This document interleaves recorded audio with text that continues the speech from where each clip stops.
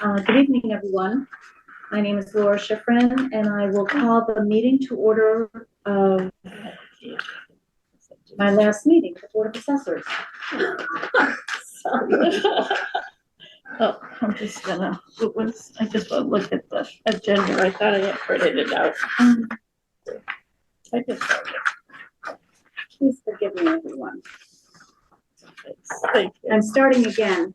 Good evening, everyone. I'm Laura Schifrin, and I will call the meeting to order of the Planning Board for February 24th, 2025 at 6:31 p.m. We do not have any members on virtual right now. And would you all join me in the Pledge of Allegiance? I pledge allegiance to the flag of the United States of America and to the republic for which it stands, one nation, under God, indivisible, with liberty and justice for all. Okay, I want to pledge without our roll call. Roll call, please. Carol Hoffs is present. Robert Carey present. Andrew Shepard present. And Laura Schifrin present. Sorry, I moved ahead and we did the pledge already. You should, I was late. But I did do roll call and you came just in time. So you could do roll call. Perfect. I'd also like to thank all of our veterans, all of those currently serving, and all of our emergency response individuals and their families. Anyone on Zoom, please mute.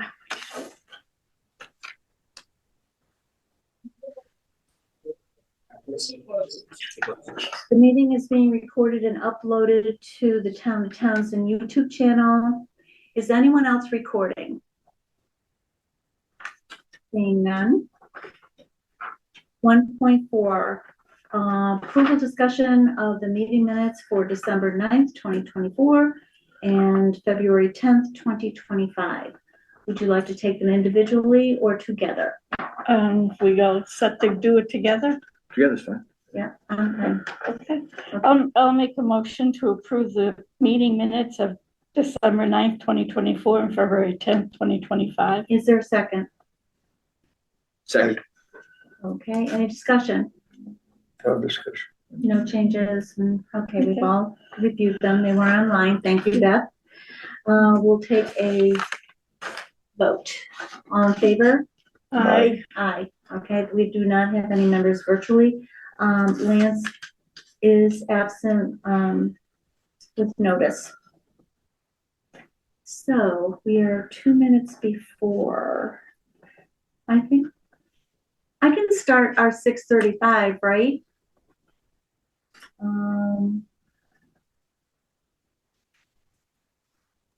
Yeah, is Mr. Radigan there?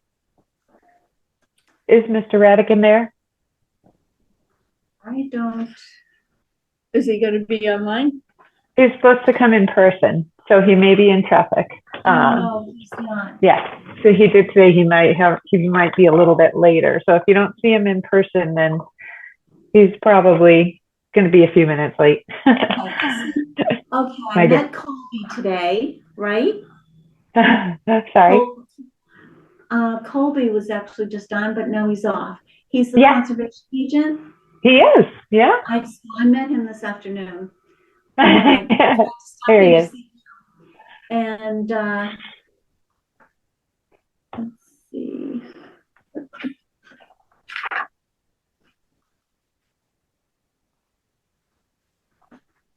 Mr. Oil is on as well, and that's Aaron should be here. So the CHAPA representative is not here.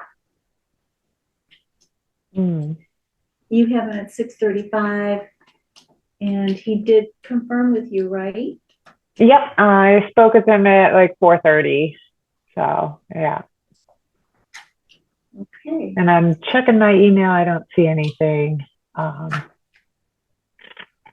from him. Okay, well, why don't we give him a few minutes and I'll go on to another thing because we have Erin will be here at 7, or she'll be virtual at 7. Yeah, she'll be virtual. Yep. Mm-hmm. So that's our next agenda item. Correspondence? Correspondence. I haven't pre-read them, so this will be exciting. Could be a surprise. You can bullet whatever you can. It doesn't look too bad. No, So. it doesn't seem too bad. No. Okay. This is, we got a letter. This is to the Townsend Planning Board from Blattman, Bobrowski, Harbortree, and Silverstein LLC, attorneys at law. Let's see. Application for site plan review special permit, 324 Main Street, Townsend, Mass. Dear members of the board, this office represents 324 Main Street Partners LLC, a Massachusetts limited liability company with an address of 310 Main Street, Townsend, Massachusetts. The applicant, regarding its application for site plan review special permit pursuant to section 145-42B of the Townsend zoning bylaw. The applicant hereby extends all statutory requirements to open the public hearing until April 14th, 2025. We look forward to working with the board. Thank you for your attention to these matters. Very truly yours, Christopher J. Alphen. Beth, can you just fill us in? Which property is that? 324 Main Street. It was a gas station. Okay. Yeah, so it's a redevelopment. Yeah, been through the planning board. Is he asking for an extension of the public hearing, or is he asking for a public hearing? So the board is required to open the public hearing within 65 days of the town clerk stamp. And the applicant wanted to open the hearing in April, which was outside of that window. So they provided that letter, which grants the planning board an extension from the statutory requirement of opening the public hearing. Yeah, they needed some folks on their team to be available. So, and just an update, town council will also be available for the planning board throughout that hearing process and that decision process, as he was for the ZBA. Okay, so, well, the 24th is a Thursday. Should say, I might have wrote the wrong date, but it should be April 14th. Oh, it's the 14th? 14th. That's a Monday. Yeah. Okay, so that is our meeting. Okay. Yep. Okay. Okay. All right. Next one. This seems like it's from the Townsend Planning Board. This is nice. This is a public notice, the Townsend Planning Board associate member vacancy. All that are listening should apply to join the planning board. Thank you. The funnest board in the town of Townsend. And we certainly have a lot on our plate. And we love to share. We love sharing. We love sharing. The next one is from the town of Groton. This is from their office of the planning board. It was a letter to their town clerk. The Groton Planning Board will hold a virtual public hearing Thursday, February 27th at 7 p.m. This is to update the floodplain regulations to comply with the requirements of the Federal Emergency Management Agency, FEMA, and the National Insurance Program, NFIP. Yeah, thanks for highlighting that. You're welcome. This is also from the Zoning Board of Appeals from the town of Groton to their town clerk. This is a public notice that the Zoning Board of Appeals will hold a public hearing on Wednesday, February 26th at 6:30 p.m. at the Groton Town Hall, second floor meeting room. This is for the application of Tim Sparkerhoff for a variance to the front setback to erect a 4-foot by 17-foot addition to connect renovated space to existing great room. The proposed project is on Assessor's Parcel 112-125, 46 Willowdale Road, Groton, Mass. Here we have the Town of Pepperell Planning Board, a notice of public hearing.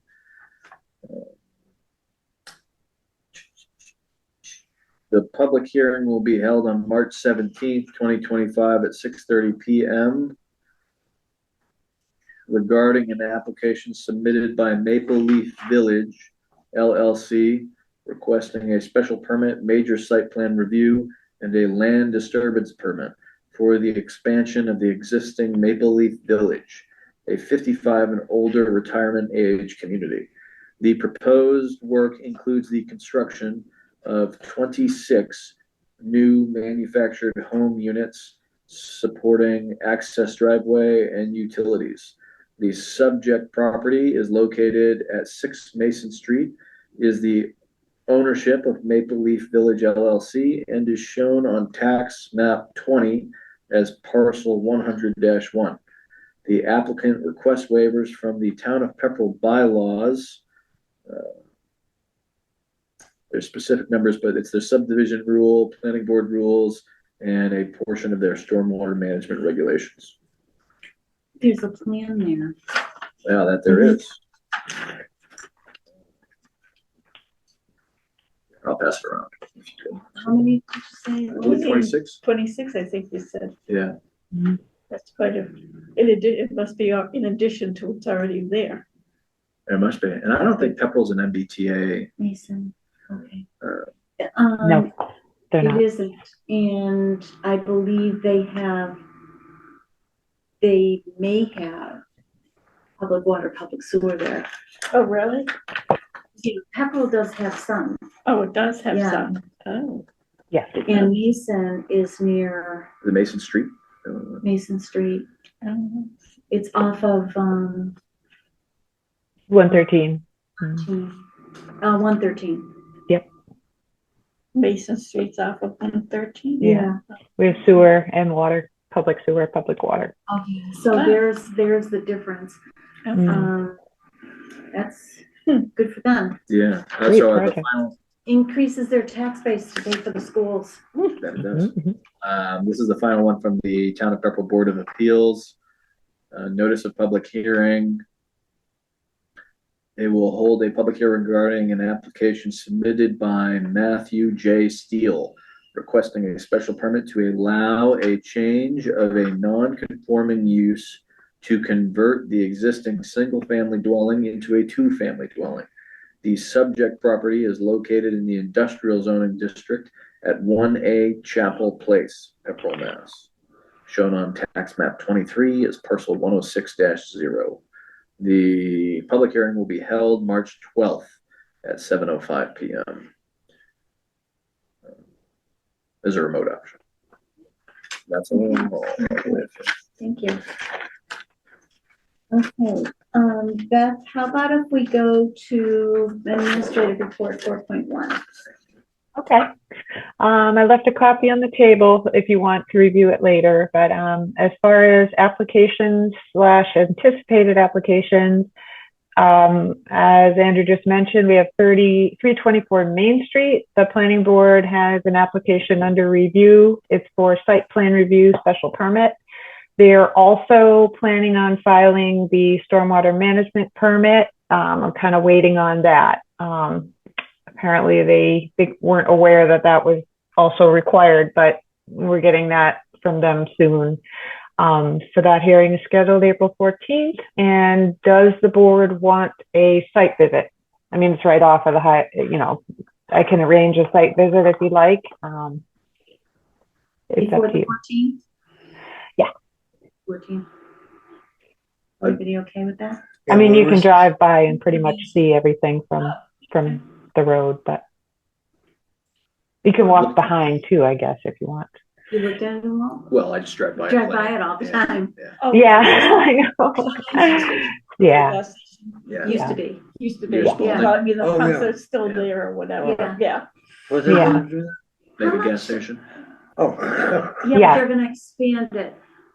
They're gonna expand the building. How much land is there with that? Actually, I don't know how much land there is, but they are going to tear down. Everything there now is a tear down and a rebuild. And they're going to rebuild with a commercial drive-through plus a little office space. So I think 20,000 square foot building. And then the carport, the fueling stations plus the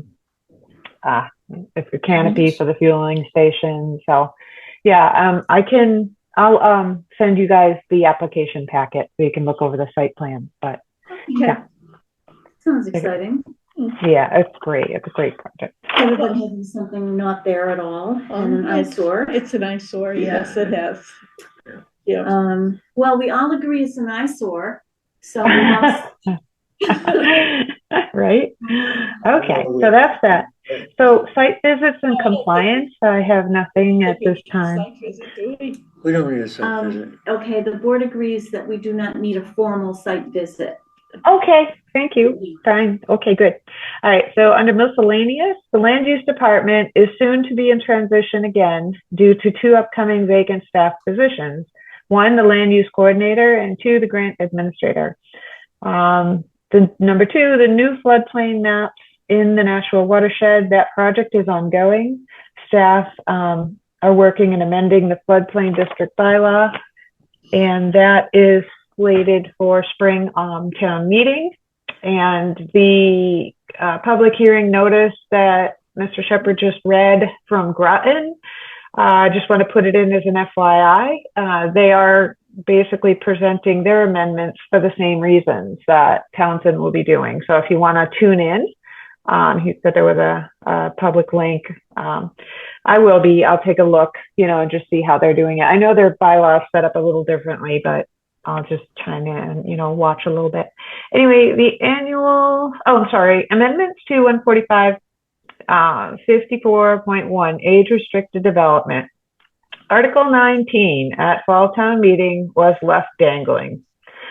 It is now on the March 10th, 2025 Springtown meeting warrant in the same form to finish discussion. The planning board may, at its discretion, draft floor amendments. These should be pre-written and pre-reviewed by town council, and select a planning board member to present at the March 10th, 25 special town meeting. That's on later on in your agenda too. You can have that discussion. The annual town election is going to be held on April 28th at Town Hall from 8 a.m. to 8 p.m. The master plan implementation is ongoing, and I've just noted that we did receive the DLTA grant for the economic development project. The HMP MVP implementation is ongoing. We have an action grant that's entitled the Climate Resistant Drainage Master Plan, and we're working to apply for nature-based solutions to help mitigate effects of flooding and help with stormwater recycling and soaking back into the soil. That same plan needs an update. That is ongoing.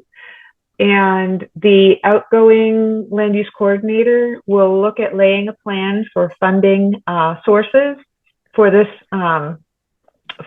prior to her departure. Weston and Sampson will provide a quote to the town for that update. So we have one to use while we're applying for grants. So the ADU/accessory apartment bylaw, well, now it's the ADU bylaw, passed at fall town meeting. We need to formulate an administrative process, an application process, inform staff and community of the new rules regarding construction of ADUs. Site plan approval passed at fall town meeting. Again, an application process needs to be formed with the planning board and the building department. Planning grant award, waiting still on this from MRPC to amend 14242 site plan review special permit and all other references throughout the zoning bylaw to remove/modify where there is misinformation about which type of site plan review is applicable to which project. MBTA communities, we are awaiting EOHLC review and town council review. Staff did meet with EOHLC and a representative from EOHLC and Mr. Boyle from MRPC to discuss our unique approach that Townsend has made in forming our MBTA communities multifamily overlay district. apparently we are nonconformists, but no, I say that with tongue in cheek. We do have a different approach, and it was flagged. And Mr. Boyle is here tonight, and I'm gonna just finish my report and ask him if he could fill you in a little bit more on what is the hang up there, and how that's going. Our official zoning map is still under development with MRPC to include those historic overlay districts. The open space and recreation plan, MRPC is working on it to make the changes that were requested by the state. We currently do have conditional approval, and as far as the UP, we have a conditional approval, and Erin just sent. Do they have, is it the ADU that they have questions with? Because the only piece that was left was the ADU section, not the ADU section, the ADA? The ADA. Right. Yeah. So I don't know the details, but Erin did follow up with an email, and she'll be online in a few minutes, and we can get maybe a little more information from her on that. But yeah, you're welcome. The corridor study, the UPW project, I did report on this before. Staff has met with MRPC to kick off the scope and define the study area and talk about concerns, which will be rolled up into the project study. And planning board member SharePoint resource folder is always at your access with all kinds of updates and self-paced learning.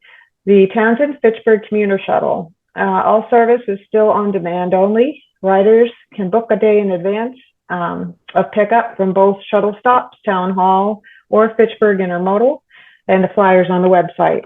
And there is some talk about tying in or trying to tie in with the new health service shuttle that runs from Shirley to Emerson Hospital.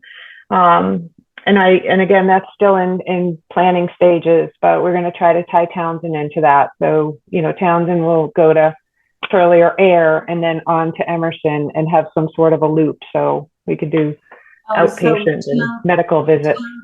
Yeah, which would be really nice. Through the March shuttle? It's a March shuttle, exactly.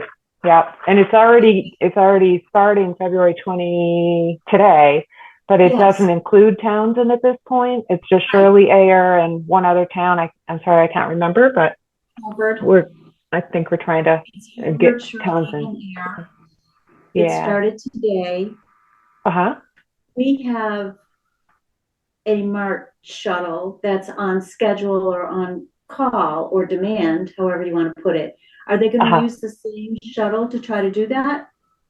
That I don't think they can. I think that is covered by a different funding source. So what I think is going to happen is they're going to try to somehow fund the shuttle to come to the senior center. So hopefully, we could do the senior center back to Air, back to Emerson, and do the whole loop. So you could do medical appointments.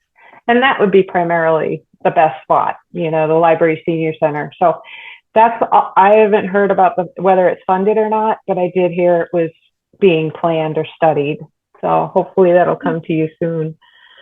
And then the draft amendments to 14548, which is the affordable housing conditional density bonus. And that's for discussion at today's meeting when Erin gets here. And then is Mr. Radigan there? Yeah, hi, I'm here. Yay! Hi. But we are like 6 minutes away from Erin and Mr. Boyle, who's on the schedule. So do you want to just start and then? I mean, I can wait until afterwards, whatever works for you all. Are you sure? Do you just want to rest for a bit from your trip in? I'm flexible. We're definitely not well, I wanted to put Mr. Boyle on the spot just to try to explain because he does so eloquently, and he probably only take a few minutes, right, Joe? Okay, just before you start, I did want to interrupt you, and if you would, for the record, just state the name of EOHLC. What is that agency? That's the Executive Office of Housing and Livable Communities. It's the new name of what used to be DHCD, Department of Housing and Community Development. Yes, it is a new name. Okay. Okay, thank you. And the MBTA Communities Office is in the EOHLC. The MBTA Oh. Communities Act Office, the one reviewing the compliance, is in the EOHLC. Okay. All right, so a rundown on what happened. The town received a response from the MBTA Communities Office about their pre-approval review, their about the bylaw and the map, and they had two comments. You saw that. You all saw that email, right? I don't think I did. No, I don't think I did either. Oh, okay. All right, then. They had two basic questions. The first one was, why does your compliance model say it's 7.9 units per acre? You're required to have 15. And the second one was about the one, or actually two, I believe, of the parcels that are included in this zone do not have frontage. And they questioned whether those were actually developable by right. So those are the two issues they brought up. We had a meeting with them, and I answered, and okay. I should set this up by saying this was not Nate Carlucci, who we've been dealing with the whole time, and who wrote who I discussed this bylaw with and got the okay and got the guidance from about the oversized district and the unit and the use of the unit cap. This is apparently Nate's replacement. So he wasn't familiar with this history. So I sent him the email. I do not know. I see onward to greener pastures, I assume. So I sent him the email history and sent him an explanation, and he got it right away, and he buys it. And yes, he thinks that this is perfectly legitimate. We are gonna help him out with the compliance model. Running the compliance model and putting that unit cap on the district of this size causes it to come out with 7.9. But what we did is split the district for the purposes of modeling as if it was two sub-districts and applied the unit cap to each of them. And in doing that, you can see that, oh, okay, yeah, this comes out to 15. So I think we're definitely okay with that one. But the question about the back lot, we had a conversation about that too, and I made reference to the fact that, right in the Zoning Act, it says that you're not allowed to consider lot ownership in your zoning. And look, my takeaway on this was that, his basic argument is that a back lot is not developable by right because your zoning still requires it to have lot frontage. Now, this is all brand new. There was never anything even close to this guidance that was provided at any point in the process. The district needed, they talked about what the district needed to have, but the individual lots, that each individual lot in the district needed to be by right. This would kind of be moving the goalpost a little bit if they came back with this. However, a couple of caveats on that is, first of all,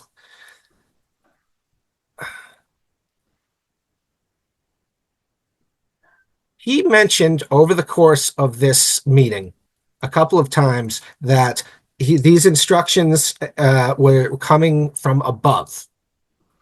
And at one point he said not EOHLC. So that means the governor's office, I believe. And basically he bought everything that I had to say as a planner. and I could tell thinks that we are right on the merits and is going to go back and make the case. At the bottom, the concern here is people thought Townsend was trying to cheat and do is Townsend just trying to do one of these? They comply technically on paper, but they're creating one of these unbuildable districts because there are communities that are doing that. They're like drawing their entire district on top of their 40Bs or something like that.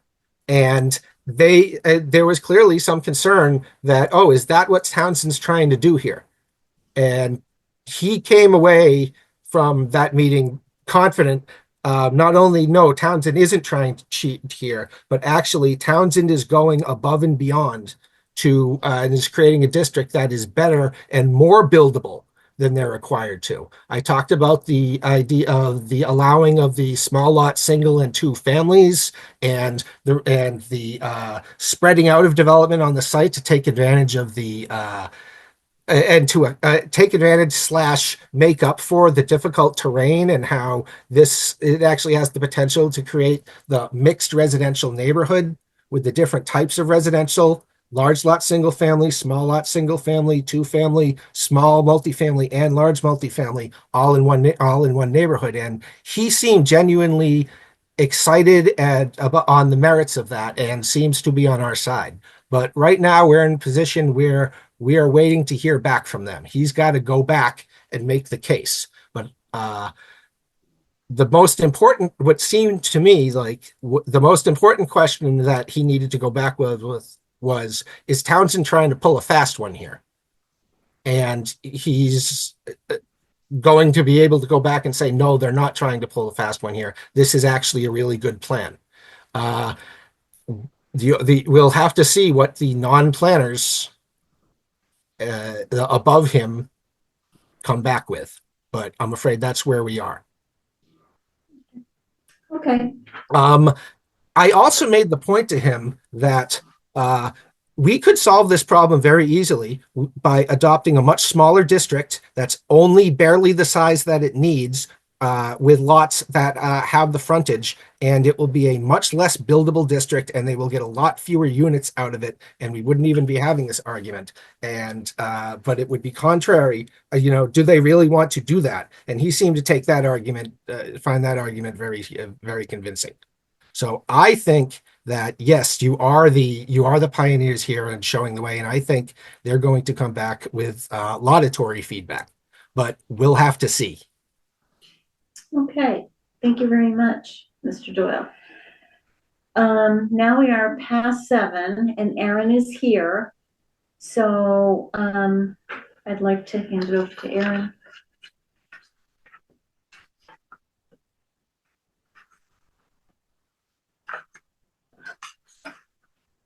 I'm not Will from Chapel, No. sorry. And Will. Chair Schiffman, is it all right if Mr. Radigan does his presentation? He's come from quite a distance. Sure. That is fine with me. Yeah, well, it's always nice to be in person and meet folks face to face. So I thought, why not? And Thank haven't you. been out here a Where while. did you come from? In Somerville. So Oh, a bit yeah. of a drive, but sorry I'm late. Route 2 Rotary is nastier than I remember. It's really prettier out here during the day. I know. I wish I made. I spent some time in the area, and it's beautiful. So wish I was here in the day. Just driving through, it's nice at night too. Okay, thank you. But yeah, I'm happy to present. Hi, Aaron. Good to see you. So we can maybe put the presentation on view mode, and I can go through it. But yeah, I can tell you a little bit of what CHAPA does, which is the nonprofit that I work for, and then kind of I have a whole presentation. It's pretty long, but it'd be nice to hear a little bit from you about like what's going to be most helpful, what questions you have. So to give some background, I work for the Citizens Housing and Planning Association, which is a statewide nonprofit dedicated to encouraging housing affordable for people with moderate to low income, so kind of from the middle class all the way down the spectrum. And we work with communities around the state as they work on plans that are going to achieve those goals. my job for coming up on a year has been to educate about the MBT Communities Act and how to message effectively about it. So working with planners like Aaron, local planning boards like yourself, select boards, because you have two jobs, right? And what you're doing just a minute ago was deciding where the best place for housing to go is. But the second part is once you've figured that out most yourself, you have to convince the community that your plan is a good one and that's a good thing and that we need housing at all. And that's sometimes a challenge. So I work to educate around the state, both presented to planning board, but also public meetings, information sessions about what the law is, what it means, and how you can work to make it the best, most effective plan for your town. So what I understood from Aaron is that you're kind of looking forward towards your public engagement process once you get your proposed districts settled, which you're almost at this point. So I thought I'd go through a little bit about like how we present about the MBTA Communities Act and why it's important, necessary thing, or at least creating new housing is an important necessary thing, as a way to kind of prepare you for that engagement process. But if that does not sound like what you need right now and you want to ask other questions about the law or other subjects, let me know and I'm happy to cover other things too. The affordable aspect. Sure. But affordable housing more generally, or Of the MBTA Communities Act. yeah, Is there? yeah, happy to talk about that. Maybe I can. I think I have. Do I have that at the end of this presentation? I don't think I have slides on it, but I can talk about it all day. But maybe, Aaron, we can put this in presentation mode and I can go through the first few slides and then we can talk about the affordable element and then any other questions folks have. But Beth, do you want to put it in present? if you press view Sorry? on the top. Oh, If you press so view on the top menu. like that? Like that? Yeah. Yeah. All right. And can you guys see that or no? Am I doing that wrong? You can try hitting present in the upper right as well. That might work. Oh, okay. Perfect. There you go. Yay. Thanks a lot. And we can move on to the Next probably two slide. slides ahead now. Because I told you who I am. Next, yeah, okay. And one more. So here's my primer of the law. And at this point, you all know what the law is pretty well, right? So I think what I really try to emphasize about the law is one, that it was extremely bipartisan. It was kind of developed in partnership with like a Republican administration. Their DHCD passed almost unanimously through the Democratic legislature and signed by a Republican governor. So kind of all the fear about this being this kind of like far left, far right, extreme idea really is unfounded. It was developed through a very bipartisan political process in Massachusetts. And what it does requires 177 communities to develop some area of town where multifamily housing is going to be allowed, which is pretty rare in Massachusetts right now. That's a big problem that I'll get into.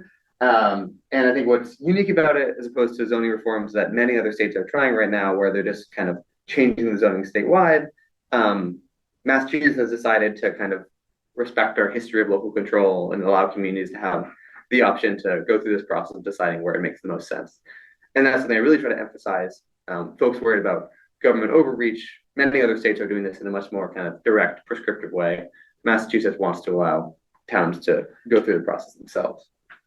So we can continue on.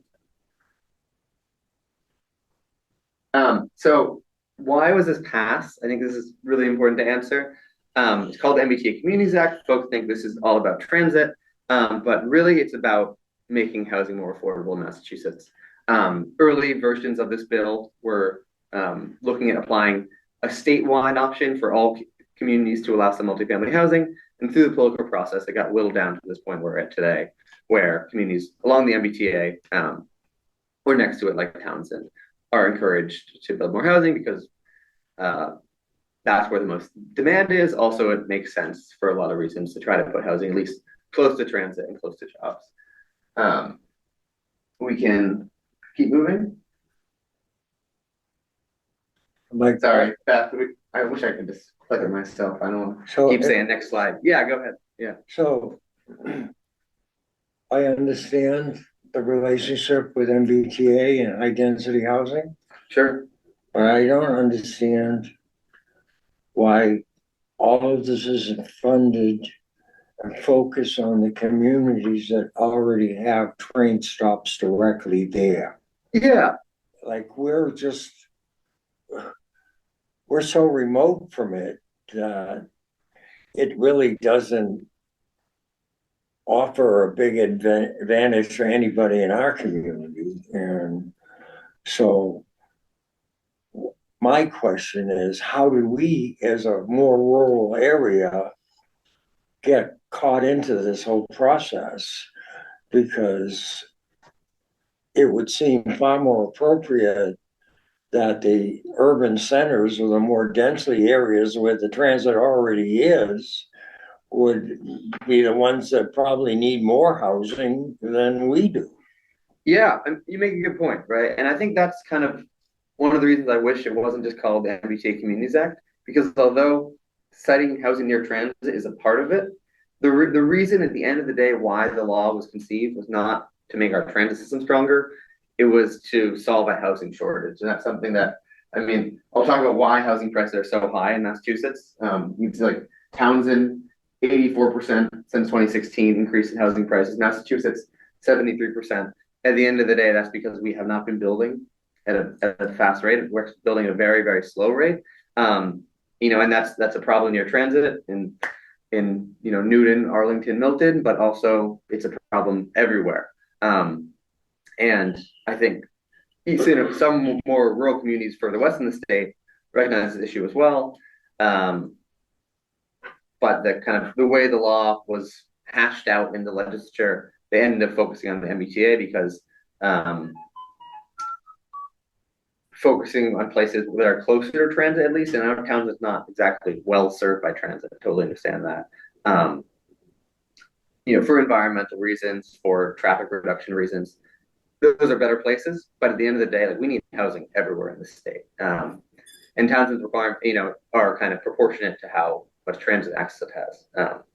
Places like Newton, Cambridge, Somerville face requirements that are about 5 times as high as proportion of their current housing stock as Townsend. So the goal is to make what the state asks towns to allow for in terms of housing proportionate to the kind of transit service they have.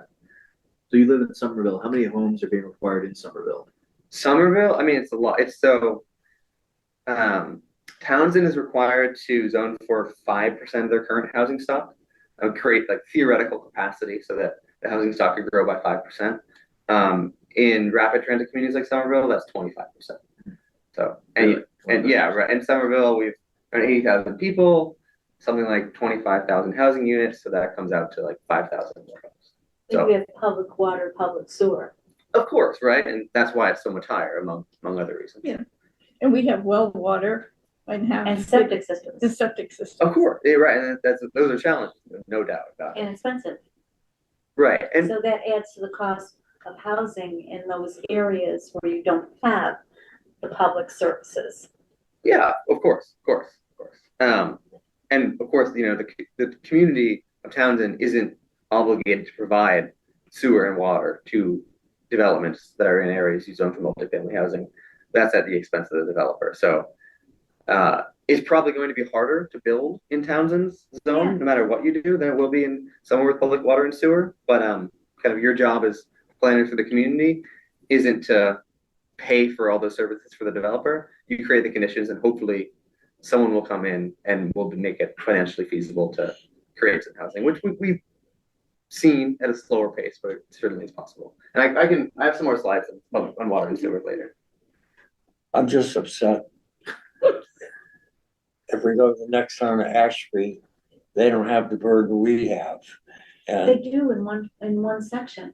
They do. Yeah, Ashby they do. An MBTA like one little tip of it, and they have to go through this. they have to have the zoning bylaw because of one little tip. Okay. Yeah. Wow. Can you explain Mhm. the relationship with the MBTA and all this? Yeah, I will. So maybe I'll get to that in a little bit later. Okay.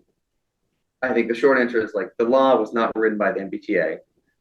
The legislature wanted to try to put housing in places that are at least closer to transit service, and so they wrapped communities that are adjacent to communities that have transit service into this law. And they mandated it. Yeah, I mean I was looking into like we've been underbuilding across the state for decades, and unfortunately, communities kind of as a whole haven't been able to coordinate and create opportunities for new housing. So the state's kind of stepping in and trying to solve that problem, which isn't easy. Every place has its own conditions. It's you're facing different situations in Townsend than you are in Ashby, than you are in Harvard, Littleton, etc. But the fact is, across the state, we're moving at this really slow pace, and the state is trying to speed that up, which I think is a goal we really need. And the reason why I care so much about this and want to share this work is just the fact that our really slow pace of building in the state is making housing really, really unaffordable. And I'll talk about what I mean by affordable housing to like show you that data. At CHAPA, we consider housing affordable if you're spending no more than 30% of your gross before tax income on it. And then if you're spending 50% of your income on housing, it's called you're considered highly cost burdened. So you're cost burdened if you're spending more than 30, highly cost burdened if you're spending more than 50. And in either of those cases, you're cutting back on groceries, food, healthcare, school for your children, education, etc. If you go to the next slide, I can show you some of the data we can pull for any town in the state in Townsend. And then we're seeing here is that 25% of the homeowners are struggling to afford their mortgage already. And many of the people bought decades ago when house prices were much lower. Yeah. Whereas renters are often facing kind of the current housing prices in a much more face-to-face way. And we're seeing in Townsend over 50% are struggling to pay their rent. So kind of giving you an idea of this meteoric increase in housing prices is really making people struggle to afford their homes. And if we keep moving, what I want to try to share with you is that the reason housing prices have risen so far, that people are struggling to afford housing so much, is because of our slow rate of production. And the consequence we're looking at that's really concerning, and really I think why the state has honed in on this so much, is that these high housing prices are driving people out of Massachusetts at a really quick rate. We lost more people than we gained in 2023. The Greater Boston Chamber of Commerce has done surveys of young professionals, and they found that 1 in 4 people are looking to leave the area in the next 5 years. And cost of rent, job availability, and ability to buy a home were the top 3 reasons. So 2 of those reasons are really about inability to buy a home. And what's really significant is the people that are leaving at the fastest rates are between ages 25 to 44. So right in that period of your life where you're getting an apartment, you're maybe buying your first home, starting a family, getting launched in the world, starting businesses, contributing to the economy. People are leaving, and that's like, if you want to have a strong, growing economy, you just can't be leaving all those people, especially when we spend so much money and resources educating people at all our schools, universities, and then they go and leave for Texas, North Carolina, Ohio, somewhere with cheaper cost of living. Well, I don't think anyone here denies the price of housing, whether it's ownership or rental. I don't think anyone here denies the fact that we have a housing shortage, okay? Sure. What disturbs me is the approach that was taken here. Okay.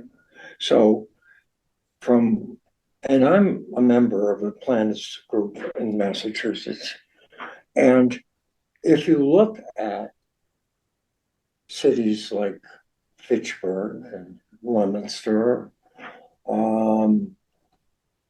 there's an abundance of housing there that's not habitable. And that would be where the most convenient places would be to use the transportation systems. But instead of focusing on distressed communities and trying to help them fund housing, they're coming out to our areas where it's further away from where the intent of traffic is supposed to be, and forces us in many instances to consider virgin land to develop to allow for this to happen.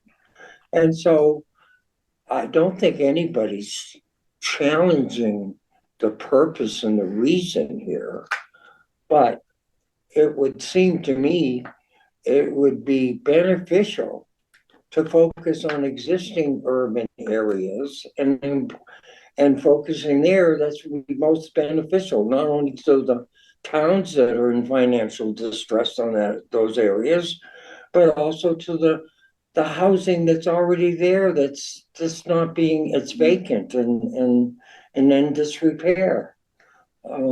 So a city like Fitchburg could have used the tax revenue from improved properties, where here we don't even have the resources.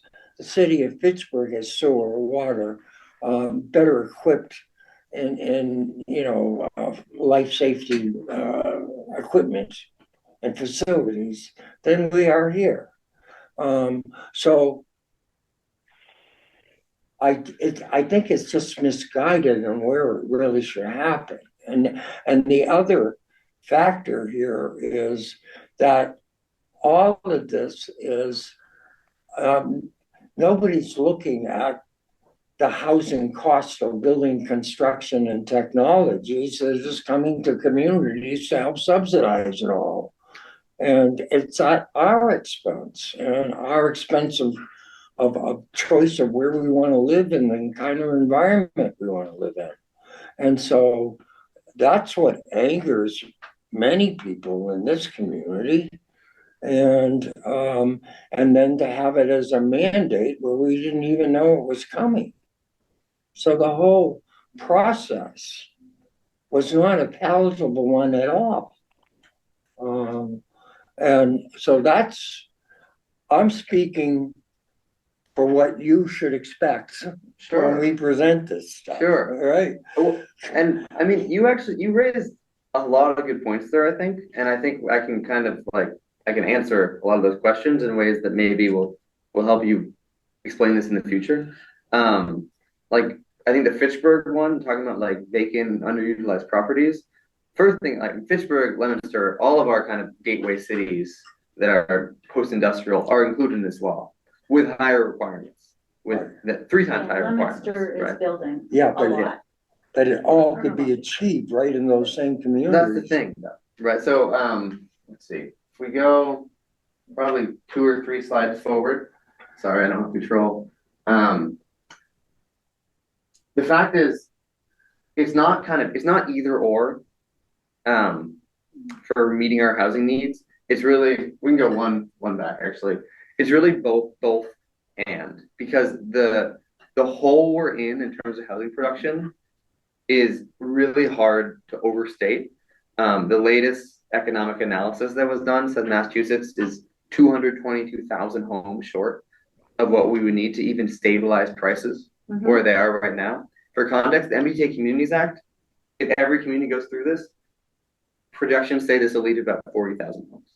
Okay, so this is one small step, and Townsend's pretty small, right? 130 homes or so, pretty small portion of that is an important but pretty small part of the overall solution. Renovating underutilized properties is crucial, really important, and it's something that in the Affordable Homes Act there is funding for in that. Okay, so the state is thinking about that. Also, these urban communities face these requirements as well, and many of them are going above and beyond what the requirements are to allow for more housing. So there's funding for developers. Yeah, there actually is. There is funding for developers. So there's tax breaks that the legislature has passed for developers in what we call gateway cities, or our post-industrial cities like Fitchburg, Leominster, Worcester, New They're not Bedford, towns. etc. like Townsend or No. Mashpee. No, and the idea is exactly what you highlighted, is that a lot of these towns have like big and underutilized land that is really ripe for development, wouldn't lead us to need to develop any undeveloped natural lands. Is often like a blight on the downtown, and so getting that developed is a top priority for the state. So I know it kind of feels like, is Townsend the best place to be solving our housing crisis? And the answer is no. It's not. There's so many other places where it's important, but it's a statewide issue, and every community has some role to play in this. And frankly, other communities have a much bigger role, but Townsend still has a role. So hopefully that answers a few of your questions. If you have kind of other thoughts on,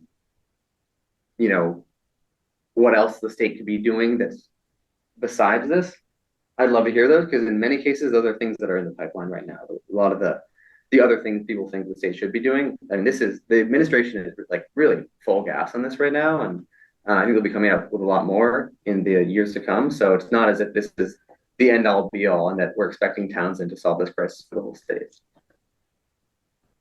Well, I think I've already stated what I think is important. And I mean, you look at the city of Fitchburg, for example, how many vacant units are already there? And you've got buildings in that city that have been paying taxes for decades and have vacant spaces, and the landlords are being smothered because of taxes, low revenue, and code requirements to upgrade those buildings. Okay, why don't we let him finish his presentation, Robert, okay? Well, I think there was a better way to do this all around, and it was, I think it was hastily put together without considering all the issues of local communities and other alternatives that could have achieved the same results. So we have to present this to our towns. Yes. Right. And my argument to my town is, I don't know how else to tell you people, we did our best here, and it's a law. And if we don't do it, we're going to be punished. So that's not a good message to your community. It is not. No. No, it's not. It's true. It is. I mean, it is the law. I don't think it's perfect, right? I think there's ways it could have been done better. Absolutely. But, this law was written and signed somewhat maybe 2 years before I had this job, right? It's been around for a while. It's developed through A long time. a good process, right? I mean, an extensive process, right, at least. And it is what it is now. And if you're thinking about how to present to your community, what we've seen time and time again, we've worked with over 70 communities now. Only 4 have failed in that time, which is pretty good considering how many have failed across Did you the work state. with Milton? No, we did not work with Milton. I didn't work with Milton. They may have been one of the 4, actually. Yeah, they were. Someone else in the office has a bad track record. And there's several. There's Marblehead, Milton, there's right outside of Worcester. Well, it just wasn't done properly. You know what I mean? I think how it was presented without any awareness to the communities or even approaching the communities ahead of time. It was just a mandate that came down. I was sitting in shock here when it first came up, and the member of the Board of Selectmen said, "Oh, it's the law." I mean, that just went right through me. And then that kind of activity generates greater concern. If they can mandate that, then they can come right back in this town and say, mandate, you're going to put a septic system and we're not helping you. No, it's Like that, I will say that that was an overreach. they could not do that. I mean, I think one thing to keep in mind is like there are. I think it's easy to fall into this kind of slippery slope of like, okay, they've asked us to rezone. What can they ask us to do next? But there are pretty clear laws on like what the state does and doesn't have authority to do. Zoning is an area in which the state does have authority to make zoning policy for towns in the state. But like asking you to install sewer systems, that would be an unfunded mandate. If they did that, they would have to provide funding for it. So This I'm is not an gonna make unfunded mandate. What, This is an unfunded what, they don't mandate. provide funding for the mandates Yeah, for the schools. We have unfunded mandates and that we have to follow, and they do not provide the funding. Right. So to say that's not true. They can mandate anything and not fund it, Right. because they've done it, and they've done it. Part of our tax problem in this state right now, impacting our financial budget, is the school district we're in, where the state was supposed to pay for the transportation and hasn't done so in I don't know how 20 many years. like 20 years. Okay, Right? yeah. So So don't, Yeah, okay. don't So go down that trust argument. the state, All right. excuse me? All right, you got me there. You got me there. Okay, Yeah, I'm not the state. I'm not claiming to say they're perfect at all. Yeah. okay, well, let Well, let that's him all finish. right, but- Let him Yeah. finish his, You're gonna have a tough time, but anyway, Yeah, this but- is a good Let- presentation. let him go through his Look, presentation. I think the point you made that I'm trying to help you with is you do need presence to your community, okay? Your community does benefit from getting this done. You maintain eligibility for all these grant funds. You also create housing for people in your community, which I think is an important Well, goal. that's the threat. The fact that we remain eligible for grant funds. That's the threat to us. Yeah, If we don't, we no longer get the grants. so is the town supposed to go in receivership if we don't do this? This is what it means to us. So it's important. I mean, it's important to get done. And I understand like that kind of. You know, the town can go broke trying to come up with this. Especially for the schools. which are Especially the regional. schools, which the school is But gonna make us anyway. go broke, but But- anyways, go ahead. Let me- Anyway. Finish. your Thank you. presentation. My point, it is important to get this done, and we can all agree on that, right? Like, whatever we think of the law, it is important to get it done. What I want to help you with is like how you message this to get it done. And what I would not do under any circumstances is focus on kind of, this is a threat, we have to do it, we have no choice. People don't like that. You clearly all don't like that feeling, right? And instead focusing on why creating new housing for your community is a positive thing, why people in your community do need it. And that's kind of, I want to equip you with like all the statistics showing what an issue it is affording housing in Townsend right now, the fact that it's driving younger people out of the town and the region, that older folks can't find opportunities to downsize. Local teachers, firefighters, public servants can't afford to live here. Those are the points I want to focus on, and I would encourage you to focus on, rather than kind of getting into this conversation with your whole community about whether this law was written in the perfect way and whether you see it as the best solution. Because there's always going to be arguing about that, but when you have to comply with the state law, you have to think about what's going to resonate with your community.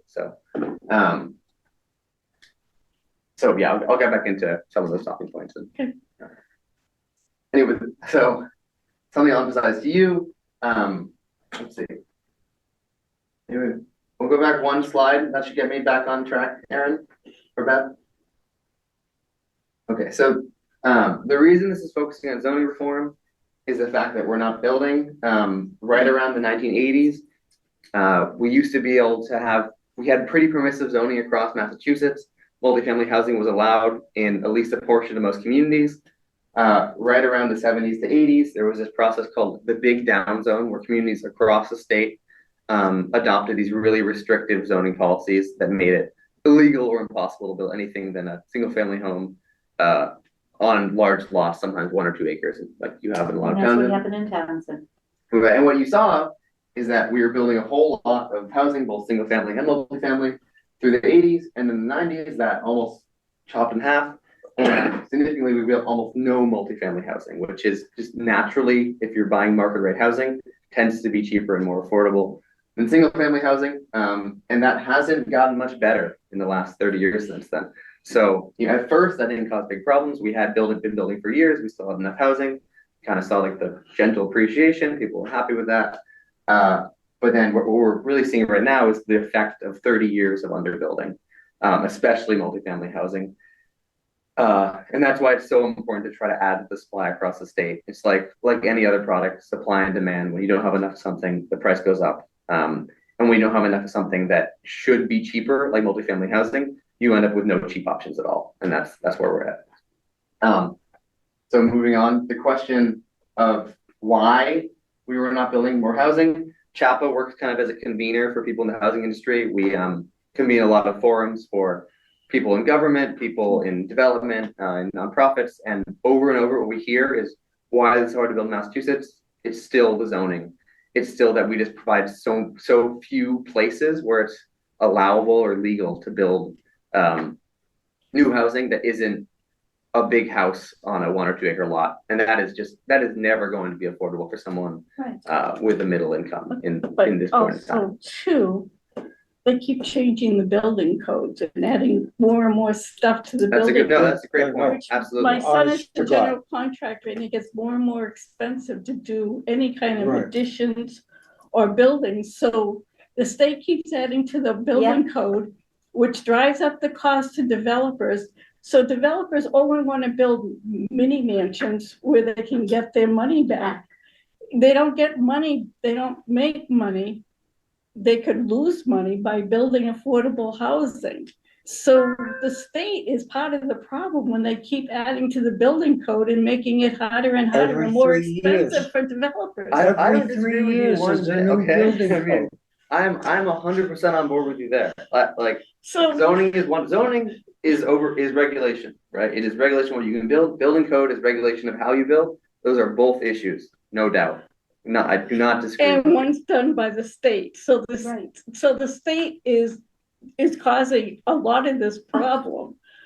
So in saying, because we don't have enough housing, and the reason we don't have enough housing is because it's so expensive to build stuff to match. And my son-in-law tells me the code can get updated every week, every other week, sometimes, depending. So maybe you need to bring that back to your office and say, get the coding people. And that's what I'm trying to. We are paying attention to that. That is top priority. And also I think the current governor, I think the Baker administration wasn't really paying attention to that.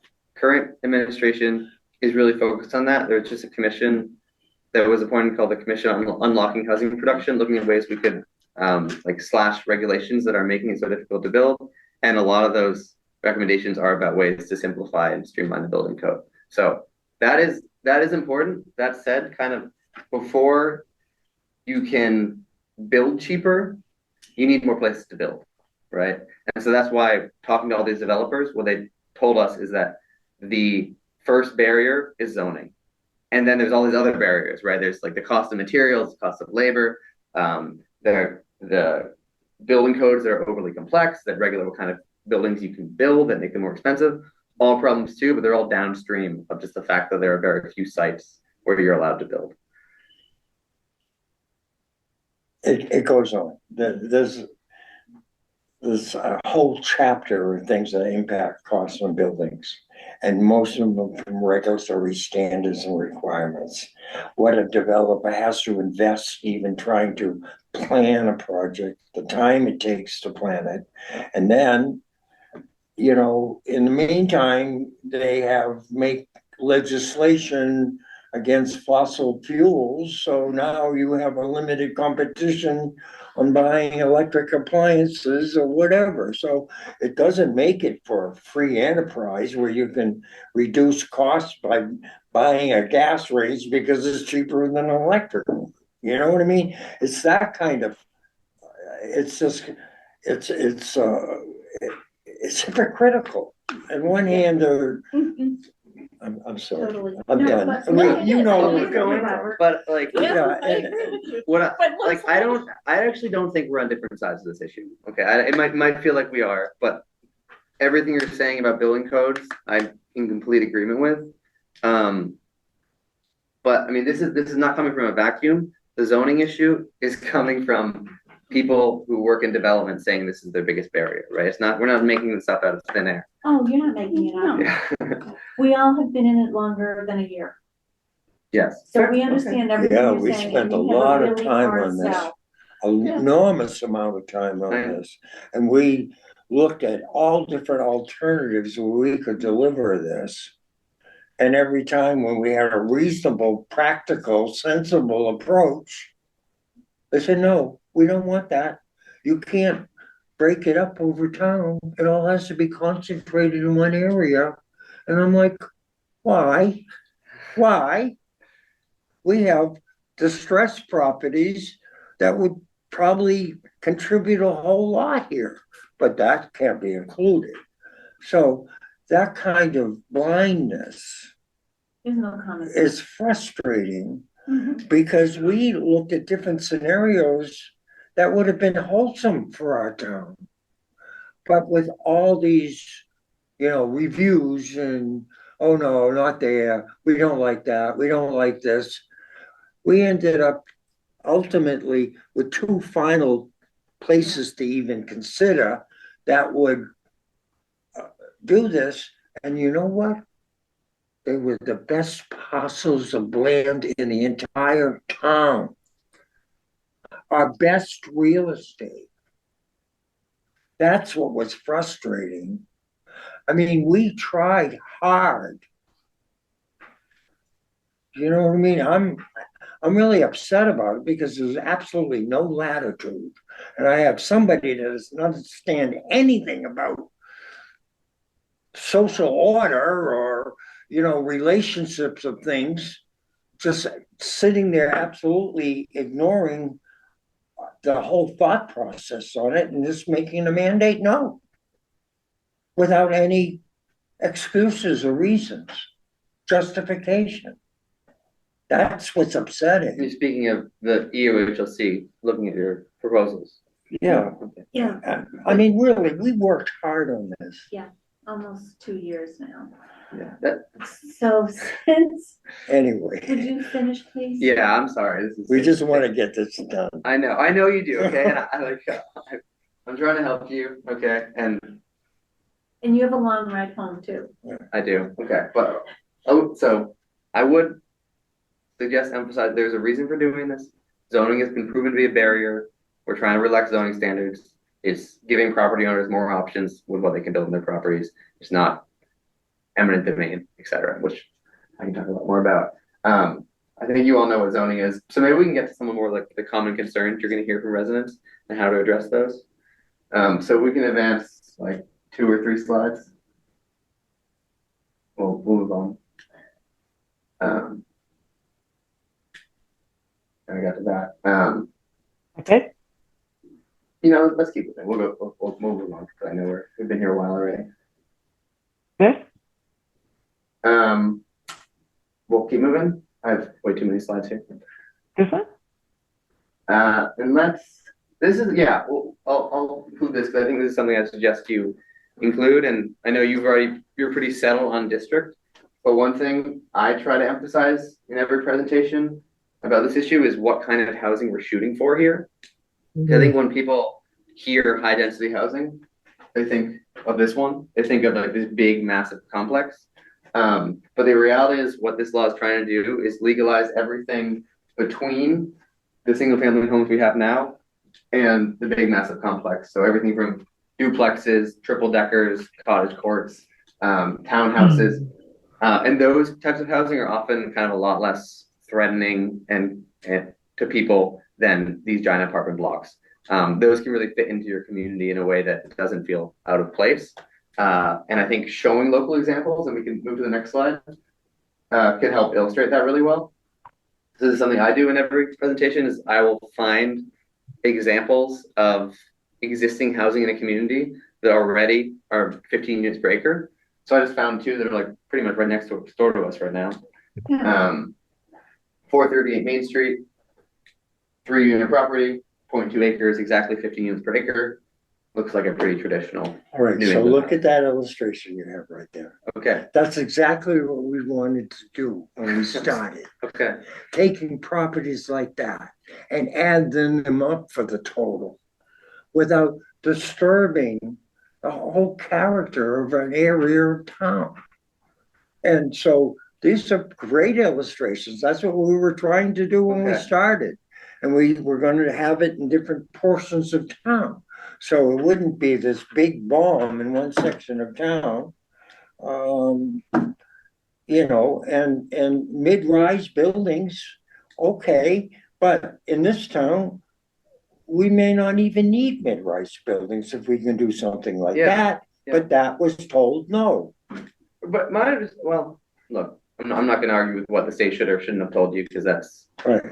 a process you've already been through, but it sounds like you're settling on a plan now that's going to allow like several smaller developments within a larger parcel, which seems like it could achieve Believe me, accomplishments. we worked very hard and this is the best that we can offer to meet the Yeah. state and for the town's benefit. Aiming for this kind of scale, correct? I mean that, and if you're trying to sell that kind of scale, then show what it could look like, right? Show what 4 units on a 0.1 acre lot. I mean, that's way beyond what you even need, but show what 3 units on a 0.2 acre lot actually looks like, and that's what you're trying to create. Right. Because that is what you've worked really hard to get to that point, right? Yes. So don't let people come to town meeting and say this is going to be a 10-story apartment building. Make it very clear this is what you're trying to create. You probably know people that live in buildings just like that, so let's not demonize that kind of housing. Let's create more because it's the most affordable we can create, and it's not. And people often like they think of this law, they think like it's affordable housing. It's only for low income people, but really it's mostly focused on market rate housing. But it's trying to create types of market rate housing that are more affordable than mansions on 2-acre lots, right? And this kind of housing is more naturally affordable. So it's really trying to create housing that's for people you probably know in town, right? Like your children potentially buying their first home, parents who are trying to downsize, teachers, firefighters, et cetera. Focus on the people that are actually going to live here, not on the kind of abstract version of a giant building coming to your town. Because that's not what this is for. It's for actually providing homes for people. Okay, we can move on to a few of the common concerns. We'll move on past that. Let's cover that a bit already. So yeah, common concerns we hear a lot. Often, how will this affect school enrollment? You hear this everywhere, that the schools are becoming overcrowded and this is going to overflow them. And it's just, Ours are reducing. right. And so you can find the graph of any community's school enrollment online. In Townsend, you've seen, it's really serious decline. So new housing is, if anything, going to help stabilize school populations, hopefully bring them to a more sustainable, consistent level. But also, it's not going to explode anything at once, right? Rezoning ideally leads to gradual development over time. And the fact is, multifamily homes statistically lead to fewer children per household than single family homes because you're often getting young couples or older folks downsizing rather than families with a whole bunch of kids. So adding new multifamily housing typically has a pretty limited effect on school enrollment, maybe modest growth, but you're not going to see this sudden onslaught of children that's going to overwhelm your schools, which, I mean, in Townsend seems very unlikely. But a lot of people, even though, like, if you know that school enrollment is declining, people have this idea that for some reason the schools are about to overcrowd. So just having the graph on hand and being able to point to it is a really valuable way to respond to those concerns. So just encourage you to keep that in mind. Go to the next slide, please. The other one that I know you all touched on a bit already is that people fear because you don't have public water and sewer, the town's going to be on the hook for public water and sewer themselves, which just simply isn't true. Developers are responsible for developing that themselves. Towns aren't going to see their budgets overrun by developers wanting to build without public water and sewer. But they can, right? They can build up to 90 bedrooms, which isn't something that you're really considering on private water and sewer. Okay. Yeah, anything? I just have a comment on that. Sure. Right? So the word affordable means zero here, Okay, okay? Because really what's happening is the town is allowing high density to lower the cost to develop the buildings, right? of course. Okay, so everybody's saying that's making it affordable. But then the developer has to provide the water and sewer. So it's a net zero situation. So it doesn't make it more affordable, it just generates more housing. Right, but if we have looking at the big picture, the shortage of housing is what's making housing so unaffordable. So adding more across the state, wherever we add it, is helping us stabilize prices or bring them down. That's a good argument. Oh, thank you for that. I'll take that. And the other thing I mentioned too is that although new multifamily housing is new, like a new car, it's going to be probably more expensive than an old car, right? But new multifamily housing is always going to be cheaper than a new single family home. And if all you're allowing is new single family homes, you're definitely not creating affordable options. This is going to be more affordable than that, right? We're not going to get to the bottom, but we can hopefully get to the middle class. I don't know about that because in Chelmsford they got these townhouses that are going for $750,000, and they're like 4 or 5 units attached, and they're right on the Route 3 entrance ramp. And I look at them and I'm like, holy cow! But they're housing, But it's somebody's buying them. Somebody's buying them. So. But I think my point there is, and they have a ton of. I mean, Chelmsford's like building like crazy. I mean, they got every corner there's a multi-family house, but they're not cheap. And they got, I mean, they've been building and building and building, and it's not making the prices cheaper. I mean, a couple things in that. One, it's a statewide shortage, so just building in Chelmsford alone is unlikely to bring prices down that much. The other thing is that again, like new housing is almost always going to be more expensive than old housing. New cars are always more expensive than old cars. Homes aren't different in that sense. The third thing I'd say is look at the price of a new build single family home in Chelmsford and how much that costs. Right, $700,000 sounds expensive, but a lot of people trying to get their foot in the door of homeownership will be really glad to find a $700,000 condo when all the homes are $2 million. It's a sad reality. I guess not me, but I mean, not a lot of us. But many of us who own our homes already can't see doing that. But if you grew up in Massachusetts, want to stay here, it's often your only option. Well, then you must be making a really good salary to afford a $750,000 townhome.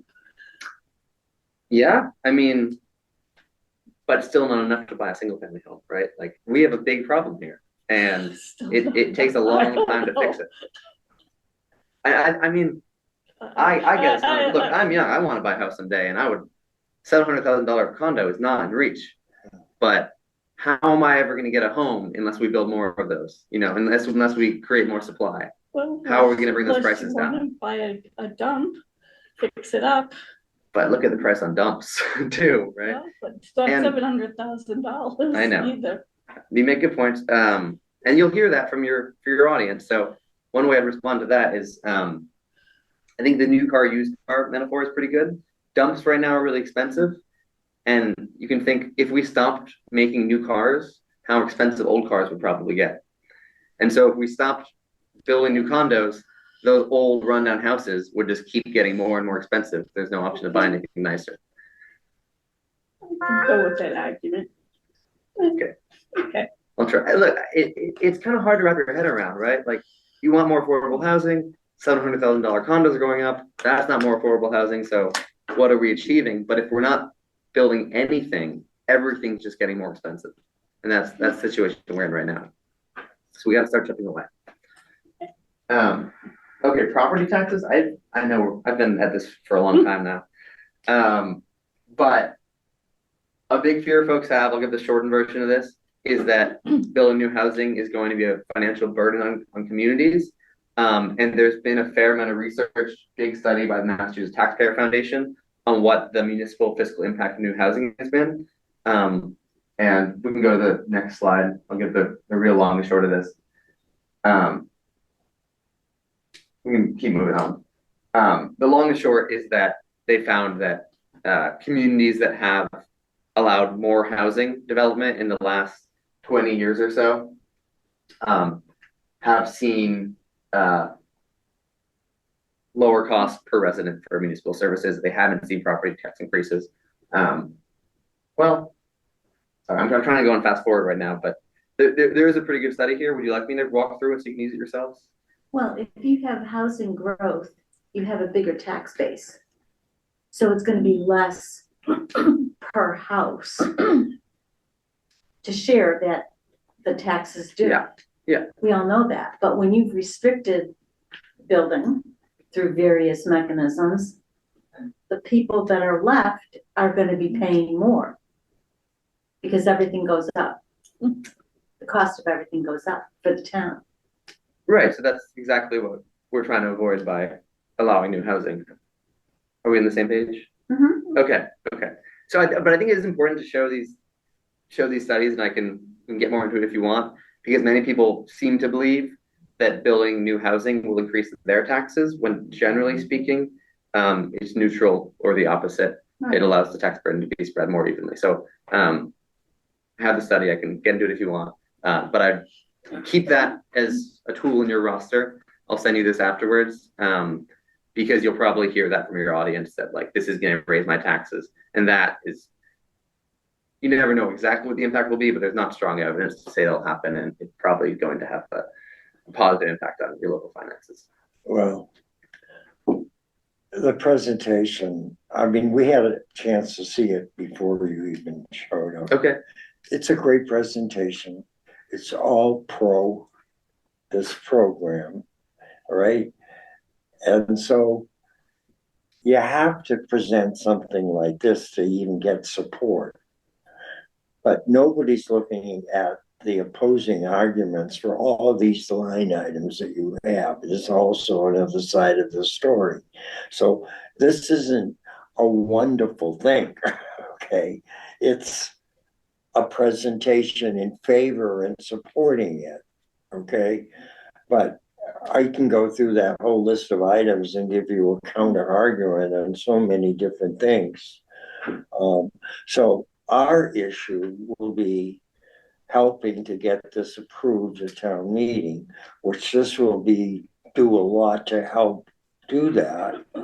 But if somebody pops up with some of these other questions, I don't know if we'll be prepared to address them, you know? Well, that's, We're not gonna lie either. I mean, Huh? No, you know, we're not gonna lie. No, you It is can't. what it is. Yeah. you can't If I avoid could the jump big- in for just a second.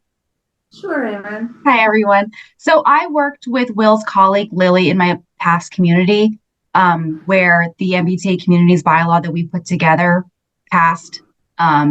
We had a wonderful experience working with CHAPA and found that a lot of the products that they have, for lack of a better term, there's informational sheets, there's educational information they can provide to us, to provide to the community. That was incredibly helpful.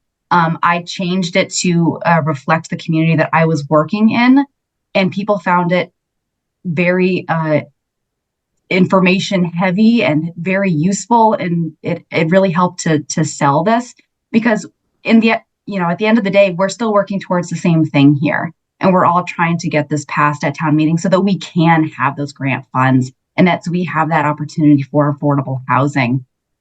Whether it is, people that are no longer having to spend 50% of their income or even higher on their housing, but we're also looking out for the seniors in our community, the people that, are young professionals that are looking to come back to where they're from, but they can't afford to live anywhere near where they grew up. We're trying to create that housing for people, and this zoning is that path forward. It's at least a path that has been presented to us. And so CHAPA has done a really good job of putting together materials for us to utilize. And I think that we'll probably talk a little bit about what those materials are and how he can really help us move forward to town meeting to make sure that we are successful They've had a really great success rate. And like I said, I had a wonderful experience working with CHAPA, and am thrilled they're helping Townsend now, because I truly believe in what they're pitching here, and think that they have a really great methodology for helping people understand both the law, what our bylaw can help the community do, and how this will help Massachusetts in general, and all of our families find places to live. If you really want to sell this at the town meeting, come up a way to convince the people of Townsend that this is going to save them on their taxes. If you can I can do demonstrate that right that, here, yeah. if you can demonstrate that, I think they'll go for it. You Okay, know, how would we save it on taxes? I don't know, but I mean, Okay, let's go through put this. that in somehow, you know, show I bet some. Will has something that would show you. We do. It's right in front of us. All actually. right, well then, that's a big seller. Okay, that's one, Okay? yeah.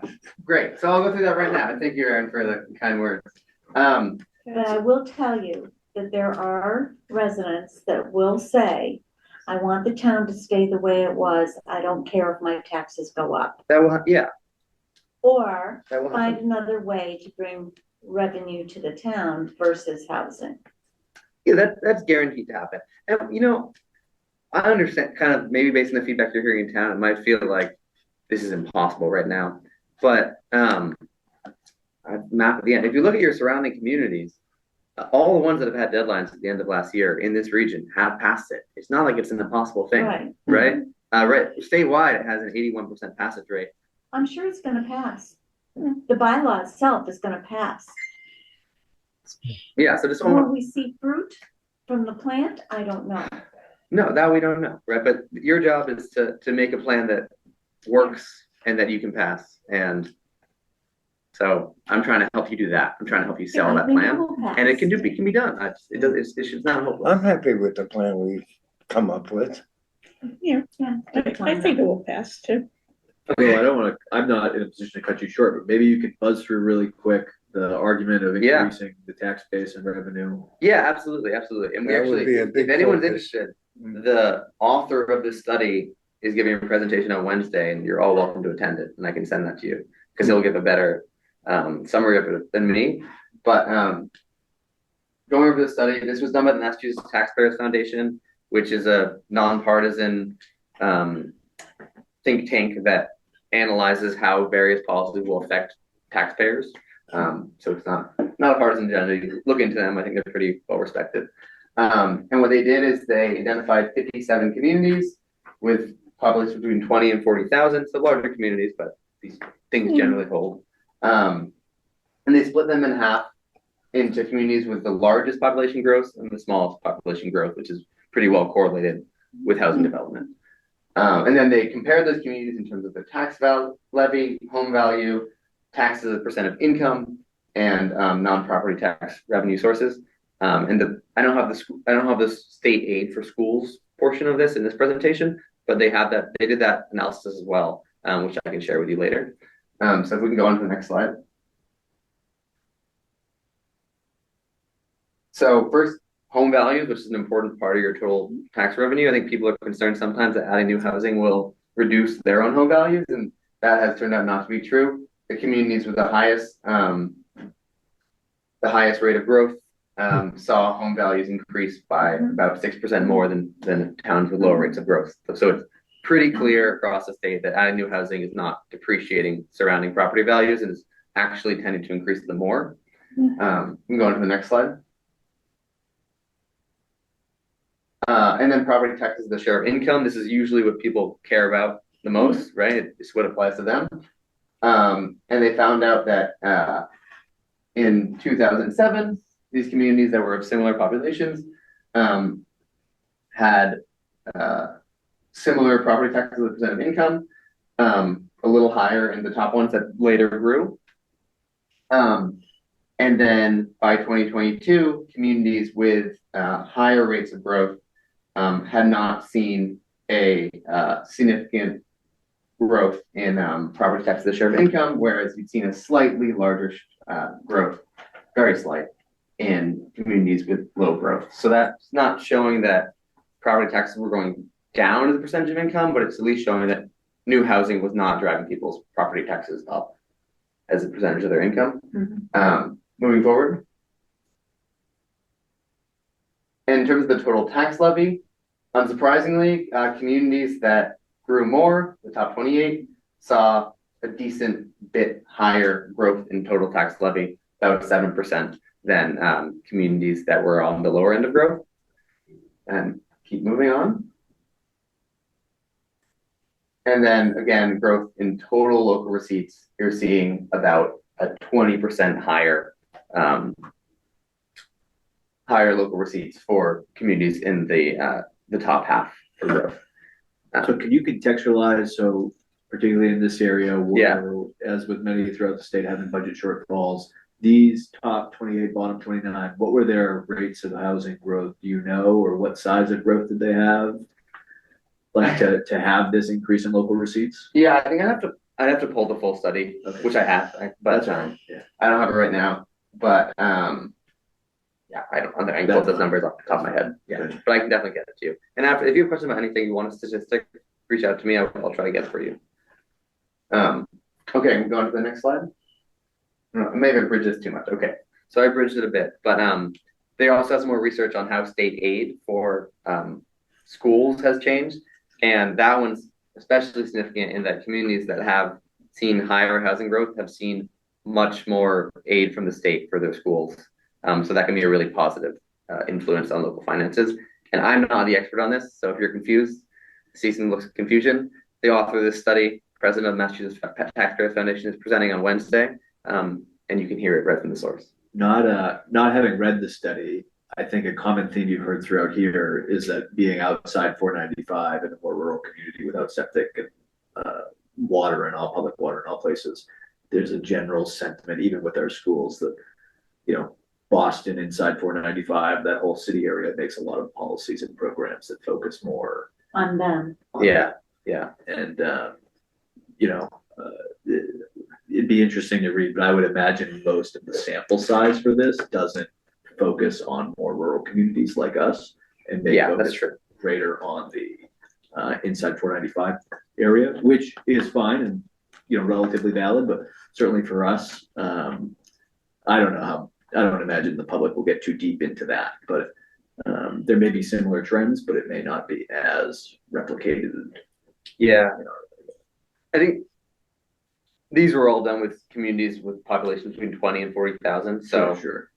Not as rural communities, certainly.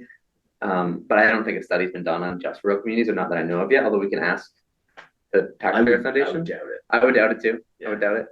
I think it's difficult because of kind of the smaller sample size, right? Sure. Like you might get one development that causes some big expense, or one development that is a huge boon to the town's tax base, and it might kind of make it harder to. But for us, particularly in terms of like the argument of school funding, which, you know, us and a lot of other communities are experiencing shortfalls, it would be probably a less valid argument for us to make that for a less valid argument for the public to believe that we would receive increased funding from the state, given that we've seen a decrease in overall funding historically. Decrease in funding and a decrease in enrollment, right? Decrease in enrollment, but percentage wise, I believe But I it costs read more.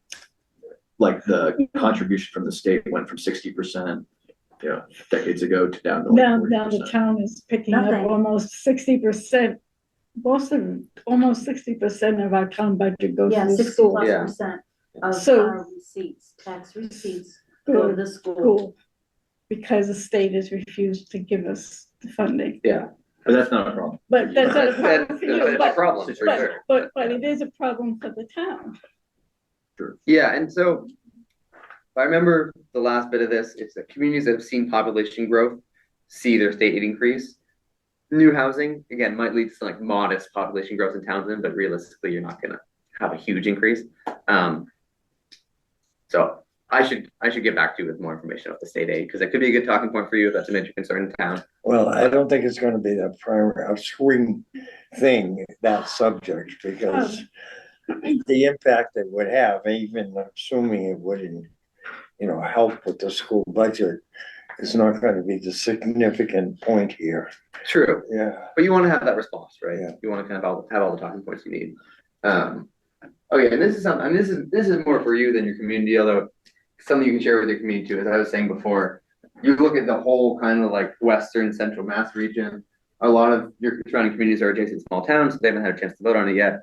But we're pretty, every community that's had the vote so far in these kind of like northwestern suburb to rural areas has passed this. So kind of the regional sentiment seems to be going pretty well. Other folks are finding a way to do this. This guy does not yet appear to be falling. Still waiting for that. So far seems good. And also like your surrounding communities, Harvard's a small town as well. They passed it about a year early ahead of time. And they found a way that was tolerable for the people that live there. So just want to give you some confidence that it seems like communities in your region that are similar to you are having success passing this. And oftentimes not particularly controversially. I think Harvard was a pretty, maybe not a landslide, but a pretty dominant majority at town meeting. So one thing that's helpful too, if you want to be connected to any of the planners or planning board members in those communities and share some information, we're happy to do that. One thing we do for planners, and we actually had this today, but I think Aaron wasn't able to make it, is that we have cohorts for planners from similar communities where they can kind of trade information about what community engagement strategies are working. So I know you'll be looking for a new planner. If any of you want to join one of those cohorts in the meantime, you're welcome to and exchange information with your local and nearby planners that are facing the same concerns. Okay, and I think I'll call it there. I know I've talked a lot of you, so Thank you. of course, yeah, really happy to be here. And I'll say going forward that we are, if you want me or someone else to come in and present at public sessions, we can do that. We can also just equip you with presentations that you can give yourself, which if someone kind of feels confident doing that and you're not facing a lot of blowback from the community already, that can often be best. So often if I'm coming to give a presentation, it's because kind of you need like an outside expert who can be authority on questions that you don't have to face that blowback yourself. But that kind of depends community by community. I think it's often good to either have someone from CHAPA come in like at the very beginning as like an authority on the law at first, so who folks can ask questions for, or if you're kind of losing control and getting a lot of blowback, you can kind of put me in to get yelled at for a bit and then take it back yourself. That might happen. So yeah, really here to help you get this done. I know like there's a lot of disagreement on what's perfect I'd like here. to be there and have the public's trust. Yeah. And if you can handle a lot of that stuff that we just went through, and then we can be on the other end saying how zealous we were in locating the district. I think that's what we can handle, because what we had control of and the effort that we put in trying to make this work for the town. And the town being aware that we met with you and our planner here, and so that we're saying to them, we've had all these consultants to help us with this, and consequently, we recommend that we go forward with the vote. I think that, I don't know how you feel, but they're better prepared to defend this stuff than I am. The mere fact of showcasing the multiple agencies that have been involved. Right. Yeah. So this wasn't just, Yeah. this has taken 2.5 years to even get to here, so. Yeah, that can really. Another thing I'd have Pardon me, everyone. Pardon me, everyone. If I could jump in here, I'd like to say that you also still have me on contract as one of your consultants. So please do think of how I can be helpful in this process of selling to the public. Great. I We're have- gonna rely on you. I have done a couple of MBTA presentations. I did one in Westminster. The one I did in Leominster went over very well. That was a city council. It's a little different situation, but yeah, I all the way through this, I've been thinking we should put our heads together to get a little more local, a little more of what came out through this process into it. I think talking about the provision of rental housing and housing diversity as a benefit to the town, people being able to stay here, and then that also feeding into the fiscal argument by talking about how rental housing puts fewer kids into the schools than large lot single family homes, and things like that. Talking about the neighborhood that would be created by this, and it's not just a big multifamily campus. They worked very hard choosing a site and developing it, to allow the small singles and two families, as well as allowing the 15 unit per acre multifamilies to create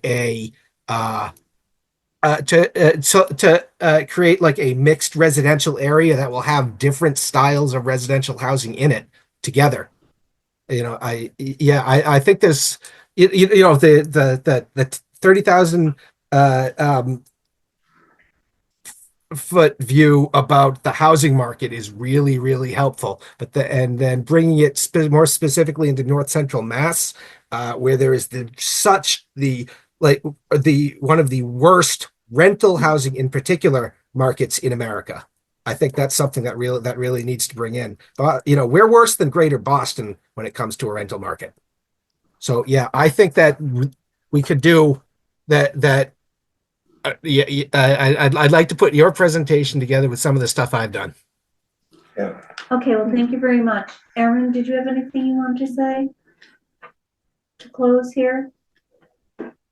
I think that Will has done a really good job of covering that. And I think that, Will, if you and Lily can work with Joe, you guys are going to come up with something that's really helpful in presenting to the community and showing that this is something that's going to be really beneficial in the long run. And just remember, it's zoning. It's not a mandate to build anything. And I think that there's a really, I think that there's a lot of really strong messaging that we can do to show people that this is really beneficial to the community in general. Yes, there are downfalls. It's not nothing's ever going to be perfect, but I think this is a step in the right direction. Okay, thank you, Erin. Thank you all for coming.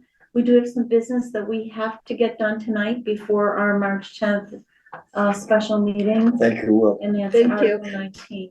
Of course, yeah. Thank you all for having me. It's great Yeah, having great you show. all. Safe I travels know it's a hard home. issue, but sounds like you're making great progress, and I am here to support you. So please reach out. Thank you. Thank you. Thank you. Okay.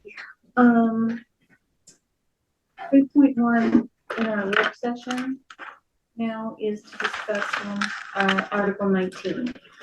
Oh, may I just say, Erin is here for business appointment 2.2. Oh, I thought. Go ahead, Erin. 2.2. Might as well keep going with the affordable housing, right?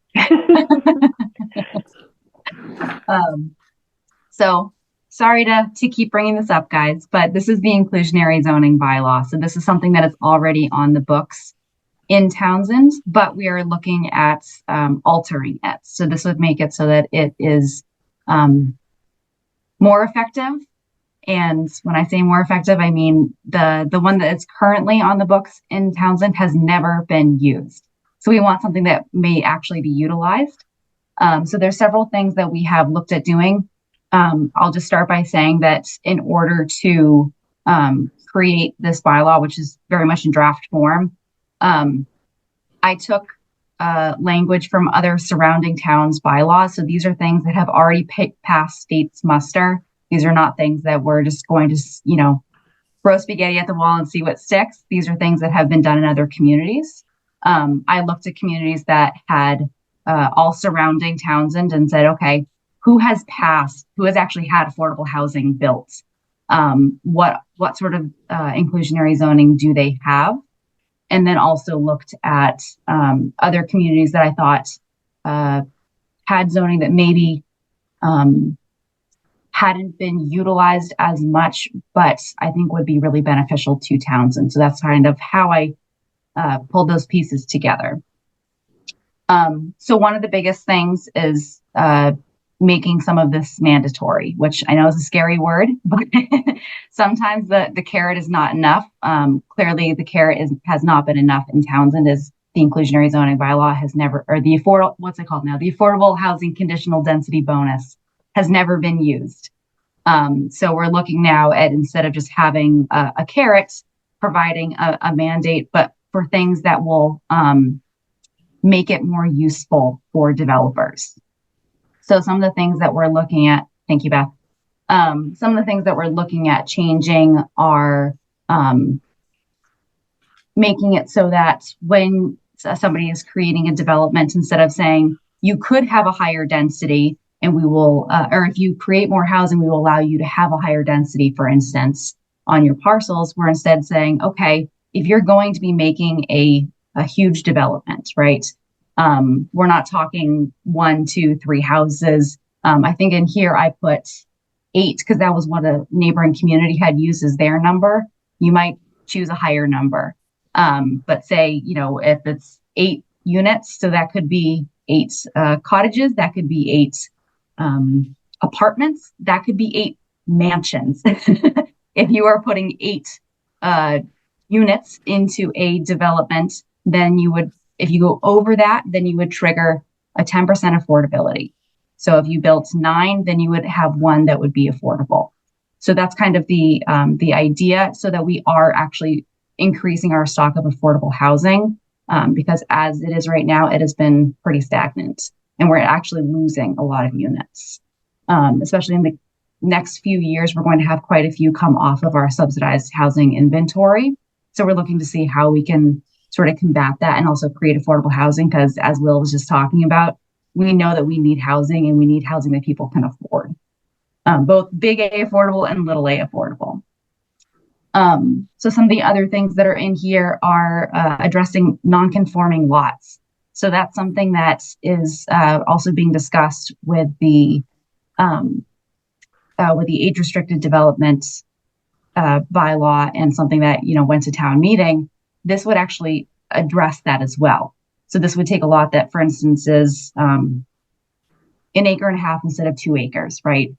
And if you are putting 1 unit that is affordable in there, then you would have the ability to build on that without having that same requirement for the 2-acre zoning.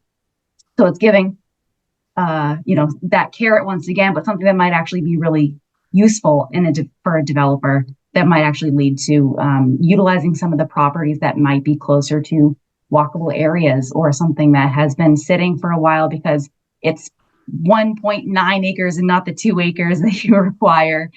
So this would allow for other properties that are in sort of the denser areas to be utilized to make housing that may be for people that are starting out or people that are trying to downsize. What else do we have in here? Oh, the retention of the housing. So this is something that we're looking at right now as items are coming off of our subsidized housing inventory, the SHI, because once something comes up for sale, it has to be sold at the affordable price. But if we do not get an affordable buyer, somebody who qualifies for that, then it goes on at market rate after a certain amount of time. So this would sort of pause that and give the town the right of first refusal, as written here, which would allow for the town to either the housing authority to say, we want to purchase that and add it to our subsidized housing inventory. Or if it was sold at market rate, that difference could be added into a bank of money, essentially, for the housing authority or the housing trust to use to create affordable housing. Again, these are things that I've taken from other towns that have worked. So I think there's some really interesting things here. Trying to remember if there's anything else that I missed. I think that is most of what is changed in here. So once again, this is something that the Housing Trust asked me to put together. We could take some of it, we could take all of it, we could take pieces of it.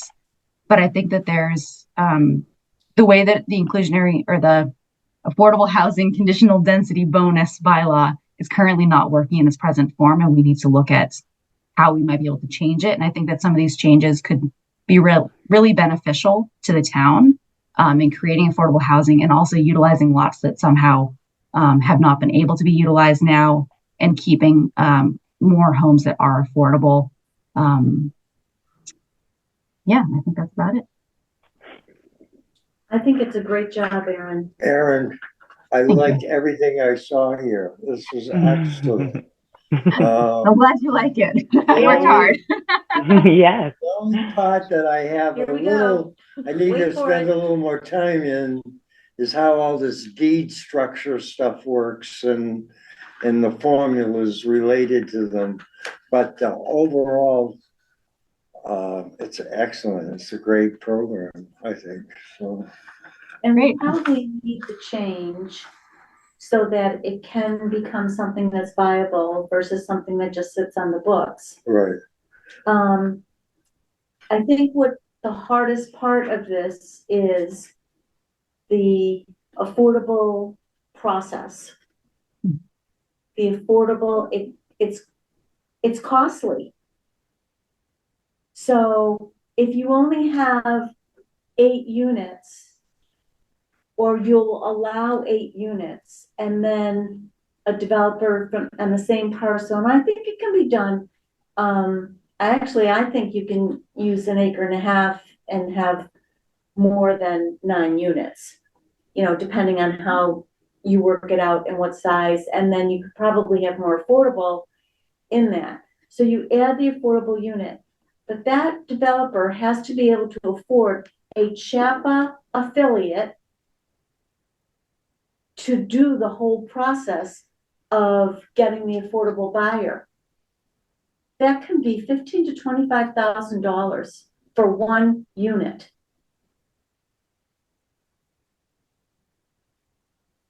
How do you get out of that? So that would be a question that we'd have to do a little bit more research on. That is not something that I have been a part of the process. However, we've seen it done. We've seen other communities that are working on this and having this work. So I think that there is certainly a way to move forward and a way to explore that. We just have to do a little bit more research. Okay, because when I did a little bit of digging on this about 2 years ago, when there was somebody in West Townsend who today can do it all by themselves because of by right, the agencies that I talked to were $25,000, and you had to do that and this person didn't mind the restriction of the affordable unit, was happy to do it, but wasn't going to pay $25,000 to have a tenant. To have a tenant that's affordable.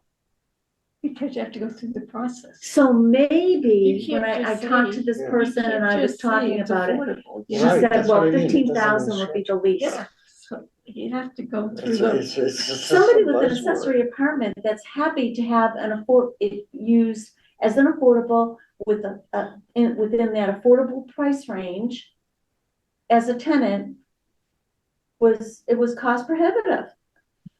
So he said no. Now he's got somebody for free. So I wonder, Doesn't it and this is process to be counted as an affordable unit. Yes, it does. So you can't just say, I'll rent it for $500 a month. And it No, and doesn't you don't count. even have to do that because we're in Middlesex County. So he gets $1,500, $1,600, $1,700, $1,800 a month. But in order to be counted, you have to go through that whole state process. Correct. And why should we do that for the state? Just to appease I'm playing devil's advocate here. Yeah. Why should we do that for the state? And I was on affordable housing for a long time. I worked 7 years on Townsend Woods. So I know what it takes to get there.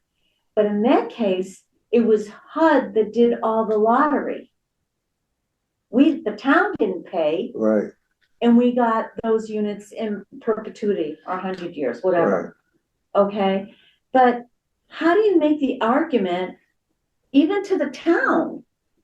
How do you make the argument that we should impose such a restriction and a cost factor just so that we comply with a mandate of the state?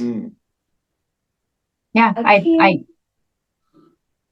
so I 100% hear you. And that's why we talk about big A and little a, right? So big A affordable is that being on the SHI, right?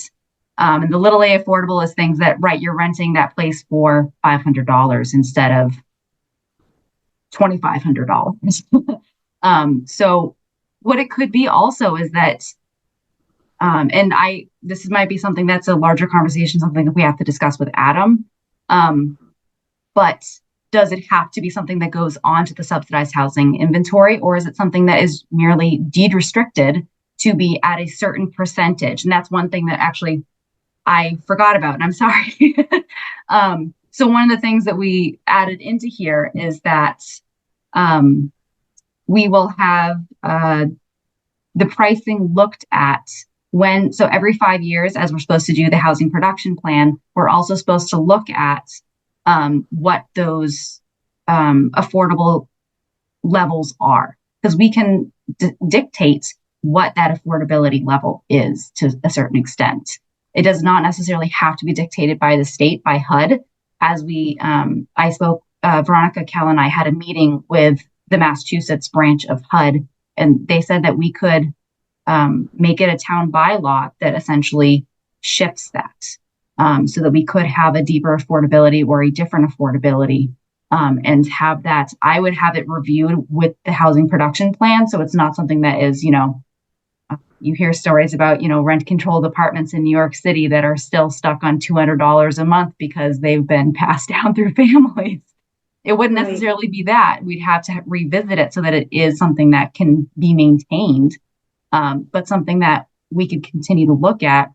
And we don't necessarily, the Housing Trust has said that they're not necessarily interested in producing units that are appearing on the SHI because it is costly and it is something that is, it's prohibitive in that they're trying so hard to get units onto the SHI that they're not necessarily focusing on creating units that people can live in.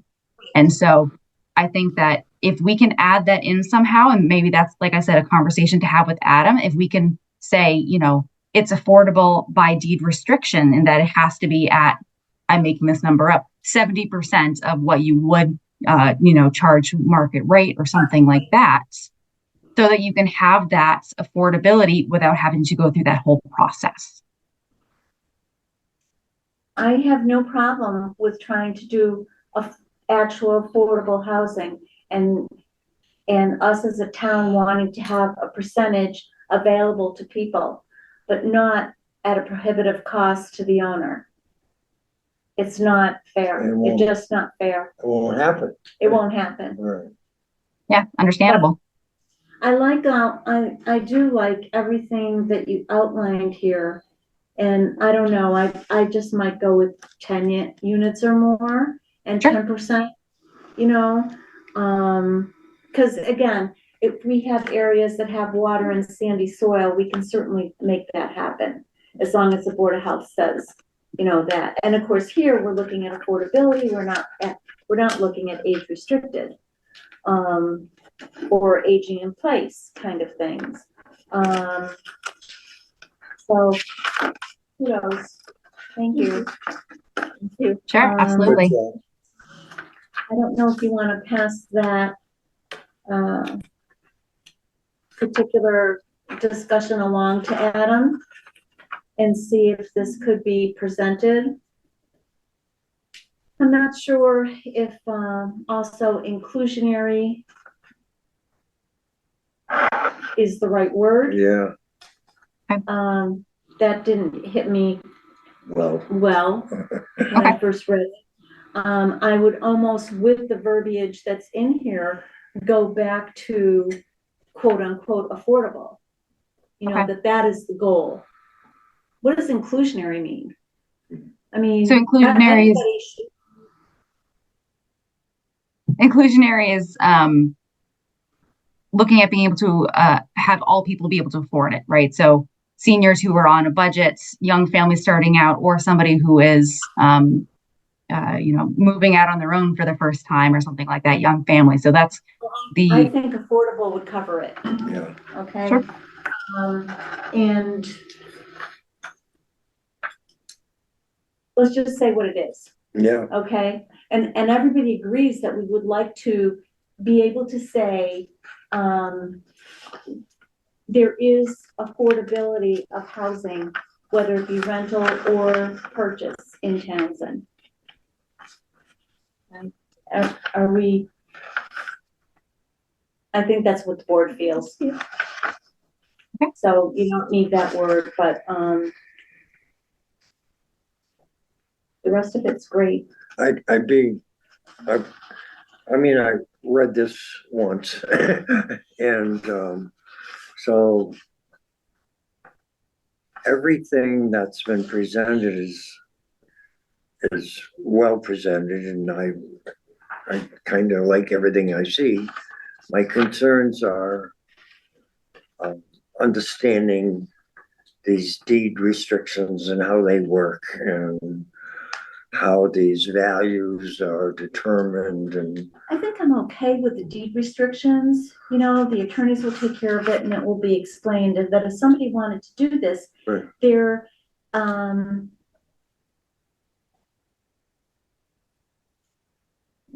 approving or accepting the fact terms, that there is a deed restriction, right, in their property for when they affordable. buy it, Yeah, right, and again, that doesn't make it the type of process that there is now, right, okay? But it's just more of what, one of our goals is as a town to be able to, instead of what the state mandates, but as a town, to be able to say that we're working towards, helping people do this in town.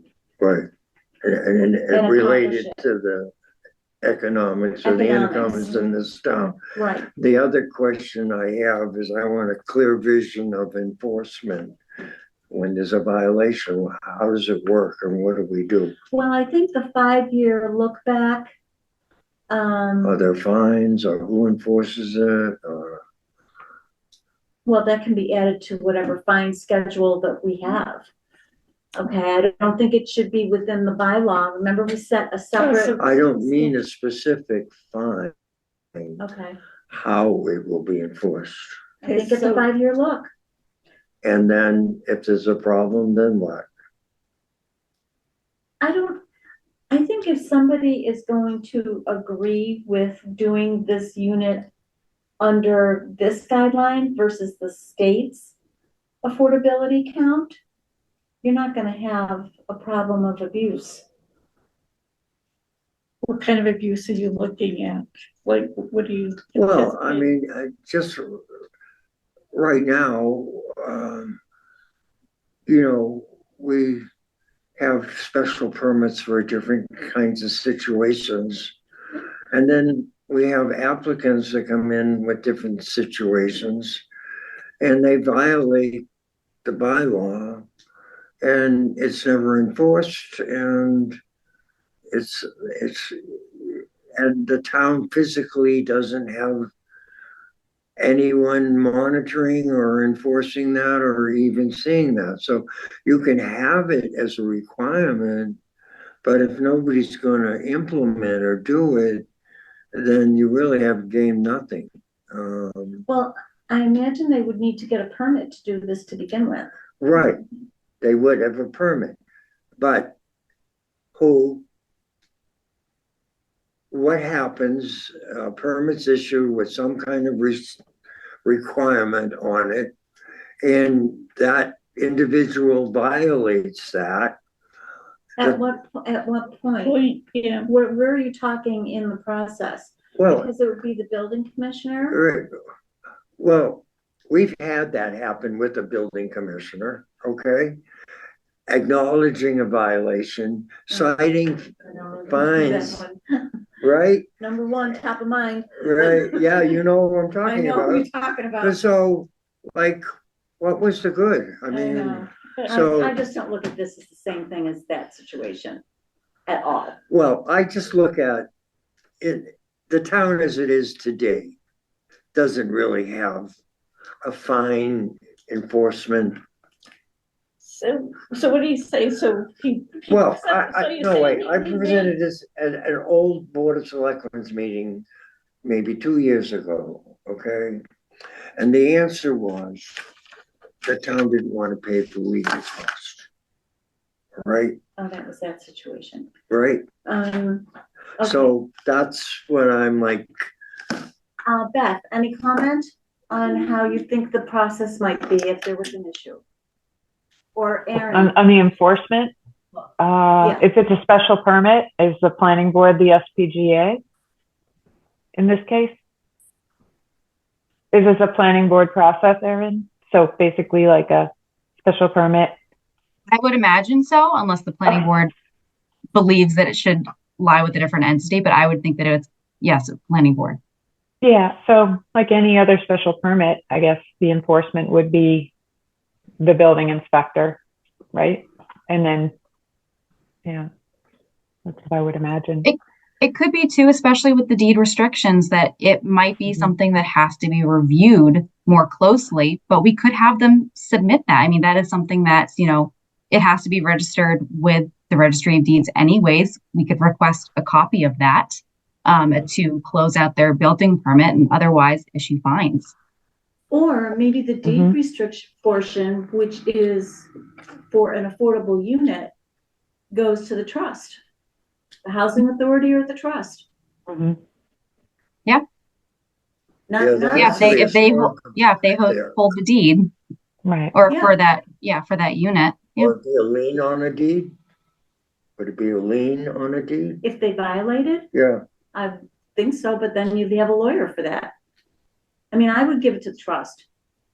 This is, we have a housing authority and we have a housing trust, affordable trust. right. So just give it to the trust. Let them deal with the situation after the bylaw. Just a thought. I don't have It's a good to one. say here. So having them be but- in charge of the process, or you mean in charge of the deed after the project has been built, for instance? Yeah. There would be a deed restriction for the affordable unit. It should go back to the trust. The trust should be the one watching the amount of affordable homes that we have in town. Mhm. This is just their path to get there. Yep. My thoughts. We don't need to see it again. They can take care of it. The only thoughts I guess that I would share that I haven't shared yet would basically, I do really agree with Lori in terms of the CHAPA associated process of, the $20,000 or so for a developer. We're trying to avoid that. And I know when we had Adam in here for a former meeting, I guess I don't know. He made some comment about, when you use the word affordable housing, legally it means something. So Yes, if, I guess I'd want to make sure that the verbiage is clear that, we're not requiring that. well, that I think process. we would have to define affordable in terms of this bylaw, not in terms of a state statute. Yeah, that I don't know, Yeah. but whatever would be. In make other it words, in crystal our own clear. bylaw, we can define what it Yeah. means. Sure. Mhm. Because So the that's- dictionary has many definitions. Sure. That's true. Right. So what is a restricted deed? You would say you could only sell it for so many dollars? Is that what a restricted deed would be? Or when you're saying there'd be a restricted, deed, how does that work? That deed restriction stays with that deed. No, Forever. but what is the restriction? I guess I'm not really Oh, it's that understanding. it stays within whatever guidelines you have That for affordable affordable income. range, Oh, for income, classification, okay, Income. and so that would be specified in Income, the, okay. Yes. in that specific deed. So if Okay. they had 10 units and 2 of them were affordable, the affordable deeds would have those restrictions on them that they always have to be affordable. And within this formula, Okay, yeah, okay. You could also do that for, developments that say were all rental units. Okay, they don't all have to be affordable, but say you're gonna build a 12-unit building. And 2 of them are gonna be affordable. That's in the deed for that building for those rentals. Same thing. right. It builds the opportunity to have something of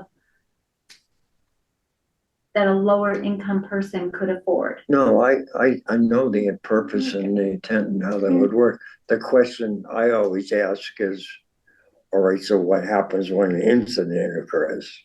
So when you have a multifamily unit, let's say rental 12 units, for example, and 2 of them are affordable, who's the enforcement officer there? We have our own housing authority we can use as an enforcement officer, but when you're dealing with a private entity, that could be a whole different Well, matter. not if there's a deed restriction for affordable. All of that oversight will go to the trust. I'm just painting a scenario. Okay, I can't dress the twins before they're born. That was told to me many, many years ago. Okay. And so I wait for the birth. All right, Okay. all right, And then we take one step at a time. all right. So are we good on that? Do you think you have enough to work with? Yeah. Yeah, Okay. definitely. Yeah. Okay, so the only other thing that I really feel we need to do tonight is Article 19. And I had asked if you would look at the meeting itself and then see the objections that came up, which again were for the inclusion of an affordable aspect. That was Veronica. And I don't know if maybe this might satisfy the trust, this separate bylaw versus putting it in article, well, that's the age restricted, okay. I was gonna add the affordable to that, but I think this, the changing of 145-48, I think takes care of that in my mind. I missed watching the video to which Veronica's specific objections, aside from what she came and objected to in our meeting. Same thing. Same. Okay. It was the same thing. Oh, we do have in here the reference.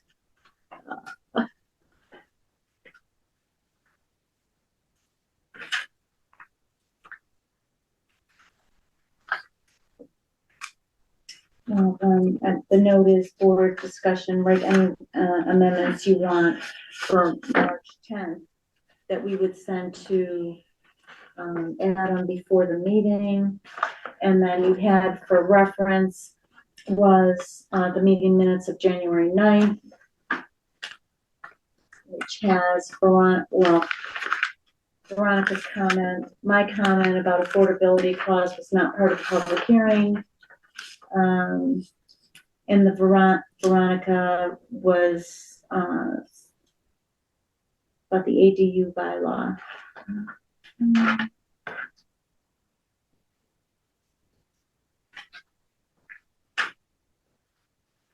Do you want to guide us on this, Beth? Well, it's going to be tricky, but I'll try to explain. At the end of the fall town meeting, discussion was in full roll, and somebody noticed there was a problem with a quorum. So there was a quorum count, or there was a attendee count, and town meeting was dissolved in the full bolt discussion of this age-restricted development bylaw. So if you watch the end of town meeting, the town moderator didn't really say anything about this article. So I did talk with town council, and it is allowed to be brought back on at the next special town meeting is in its same form without a public hearing. And so that's what's happening here. It's back on the March 10th warrant in this form that it was in originally.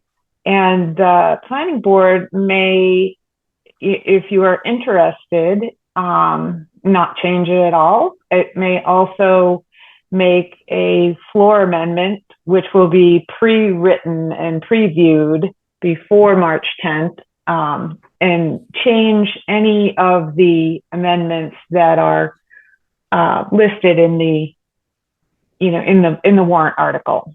So there are a number of them. I'll screen share. The idea is if you felt that you didn't want to change anything and you just wanted the discussion to continue on town meeting floor as is, you could do that. Or if you feel that based on what you heard at the first part of the discussion, maybe one of the proposed amendments was too contentious and you could potentially change that somehow. So it was just a discussion, where you felt that, if this were not going to pass, where do you feel that would have been the case? And do you want to make a proposal to change it? You can, I'm talking with Erin. Erin's still on. She felt that it could be changed either by adding or by removing, right? Am I right, Erin? I don't know if I'm explaining that well, but so that Okay. tonight, yeah, okay. I don't know if that's... So, just so everybody knows, I insisted that this article be Article 1 on March 10th. Okay. I did Good that idea. because originally it was sent to me as selectmen last. And I said, haven't we learned our lesson? I'm not putting the school budget first. I'm not putting the override first. No, we're going to finish up the business that they couldn't hang around for at the last meeting when it was last. So we're not doing that. So it is number 1. So I think we have an opportunity while everybody's fresh and not bored yet or whatever, to make an impact and try to get this right. Okay, before the quorum call came, there was a lot going on and a lot of people were really emotional about what was happening. And my general impression was the bylaw needed more work, okay? So from my posture on that, I think it'd be better to withdraw it, redo it, and submit it at another meeting, okay? But redo it to what? What did you think was the biggest objection? Well, there were a lot that was coming out, and a lot of questions that were coming out were, I was getting the consensus that it would be shot down anyway. Do you know what I mean? So, Well, you spoke against it yourself. I did, yeah. So that was not representing the planning board. I wasn't speaking as a member of the planning board. But here you are, Well, you were presenting it, yeah. And so don't take me as being obstructive there, all right? Basically, when I'm telling everybody here, it needs more work, all right, before. And some of these things should be addressed so they don't. This town meeting could be all about this one article and go on for a long time. Well, if we let you do it, yes. But I'm saying that kind of. I think what I heard was nowhere is there a definition of age restricted.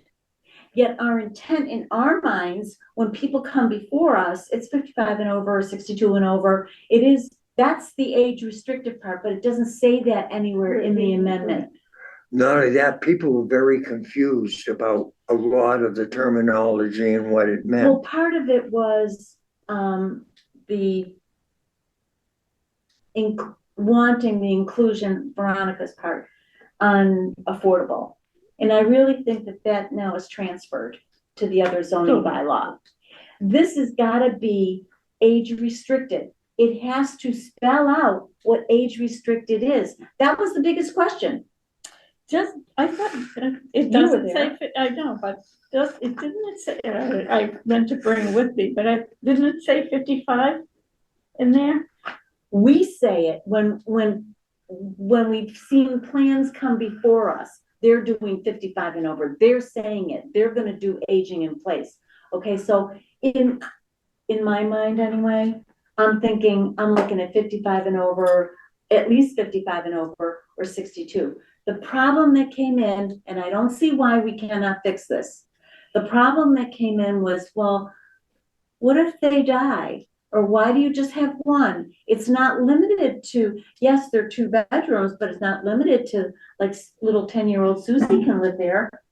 You know, and that's true. And it is Right. It true, doesn't spell that That's what out. I'm saying. but I That don't, doesn't take that much to fix. Well, but I that's think, what I'm saying. Let's withdraw it, fix it, and then present it.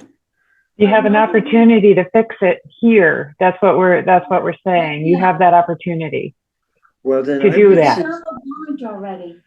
I was trying to get I tried to contact the Westford planning guy. I actually sent him an email because I know Stone Ridge is a 55 community. It's a pretty large community. Right. And I asked them for the Bylaw. but I never heard back from them. But I know when I looked at that, I was 54. I had just got divorced and they were just building them. And I went down and they said, one person has to be 55 in order to buy it. And then you can What? have any other age Yeah. living there. So it wasn't like everybody has to be. Certain 55 and over, like the mobile homes that are out there, the mobile home parks, they have to have at least one person that is, but they can't, it's not a family type living. It really isn't. The restriction may not be there, but I think our intent is for aging in place and people 55 and over. It is Okay. not for family I'm just living. gonna ask this group. All right. I presented something tonight for you to read, Yeah, okay? I get it. So you'll see that I have a motion to remove it completely because of the concerns that I presented in the narrative, okay? So those are the things that need to be addressed, all right? And a big part of it is the enforcement of this, because once they're built and they're condoed and sold, we don't have any control on any of that stuff. No, but if the bylaw is written for age restricted and they give the age and one adult can be under that, you then you restrict the children. Whatever it is, make it clear so people can look at it and see and believe it. Okay, so I have other things that I thought should be included. Those are things that I would think should be required. But the basic thing was the question about, well, how do we know who's going to be there? Is it always going to be that way? So my point is, the town is giving a break to developers for something that we want to see in this town. All right. So in the last 3 applicants we've had. And we can't judge the price range. We cannot judge the price range. We're doing age restricted. We're not doing affordable. That's why I'm saying it's not working. All right. It's not meeting the intent. The intent was that'd be for age restricted in our community. Not for the world. You can't restrict who's gonna buy it. You can't even do that in the affordable units. They won't let you. That's why I'm saying, why are we doing it? I think we should have age restricted So zoning. one person For has why? about 55. If it's not gonna help our town, why are we doing it? It does help indirectly. It does, and what it gives about the them a chance. Yeah, walkability sure. aspect of it? Yeah, helped a I lot. think it does, it will help our community to have mm, smaller housing, whether it's affordable or not, but smaller housing, 2-bedroom, 1.5 bath, 2 bath, whatever they wanna do, that our senior residents can live in. That what? Senior residents can Yeah. live in. Yeah, By Senior, design. By design, yeah. another point.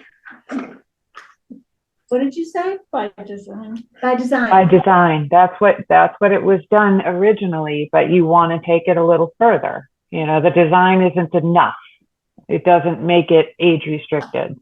It was the intent, and No, that's what good. I've seen, I'm gonna be right up front here. Well, just because you don't like them.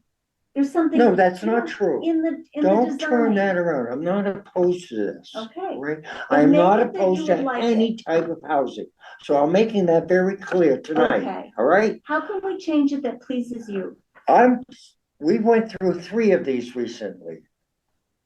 Everything that was given was to the benefit of the developer, okay? For the The benefit last of one- housing. What was the common outdoor space?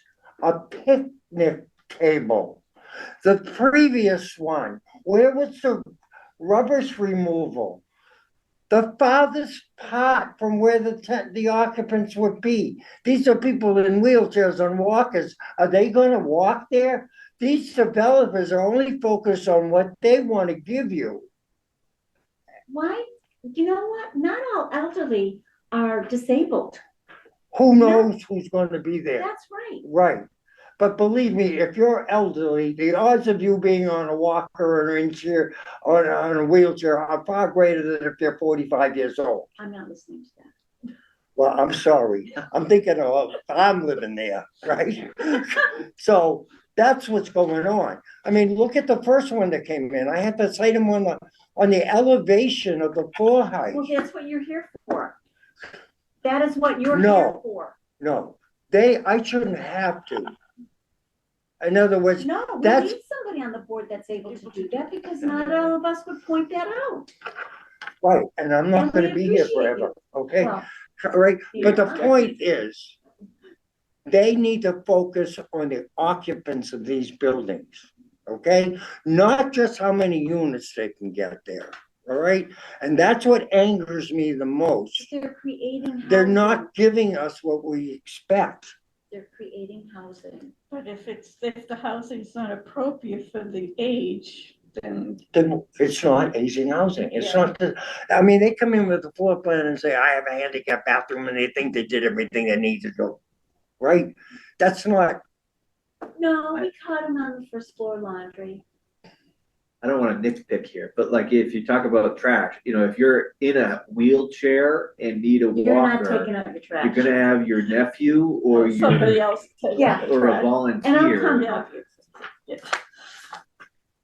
okay, But really, I'm no. trying to get a point here.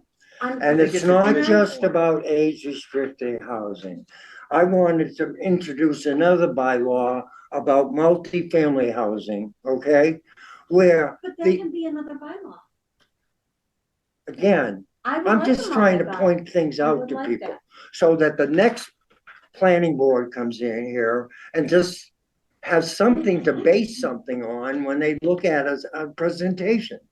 And, I know what you're saying about the picnic table and that, you know. I mean, that or- was an or the insult, fi- Or the really. fire pit at the other place, but I don't think we can enforce them to do some kind of more You elaborate. can't turn down a whole project because they wanted to put a picnic table or a fire pit. You can't I'm do sorry. that. I saw the Savella exploiting that whole situation. Rubber stamping houses, forcing them in a lot that wasn't suited for his house profile, asking us for relief from Town water, zoning. Walkability, had lots of pluses. You're right, but he could have had less units. We still gave him more than he was entitled to, all right? So he was getting away with murder. Why? Why do you say that when it was creating another unit that we ourselves can't do. Well, maybe you can, but we can't do. Wait a minute. We have a bylaw right now. That bylaw is a minimum standard. We didn't even honor our own minimum standard. Which was restrictive and shouldn't have been with town. There was a water or bylaw that sandy the town soil. approved and understood. That's where it Fine. starts. They've done a lot of them. Which have got, before me, got waivers. Well, that doesn't mean we keep doing the same thing over. No, but we can make it better. We can make the bylaw better. We should enforce the bylaw. No, we should go with the flow and make the bylaws better, not more I'm not on that restrictive. page, Laura. I'm not on Well, that page. I can't be, I'm not hard nosed. I'm always looking for win-win. Sorry. I'm sorry? I'm not hard nosed and I'm always looking for a win-win. There's gotta be some give and take with everything that we The do. give is the break on the real estate. That's the give. You have a developer who's willing to build in this economy with the cost of everything today, and you wanna make it more difficult for them? Why would they come here? You have a developer that comes that knows a minimum bylaw and has the nerve to ask you to give him greater breaks. All right? That's not what the intent was. That was a minimum standard. If that was ledge, you'd only get one unit. It's sandy soil. Why aren't you going with what the product But is? he never presented that argument. All right? What he presented was, I want to use the same plan. When I could see myself, he had other options to get what he wanted. It wasn't the number of units, even though it was more than was allowed in the bylaw. It was his wanting everything, every kind of benefit available to him, and offering nothing back.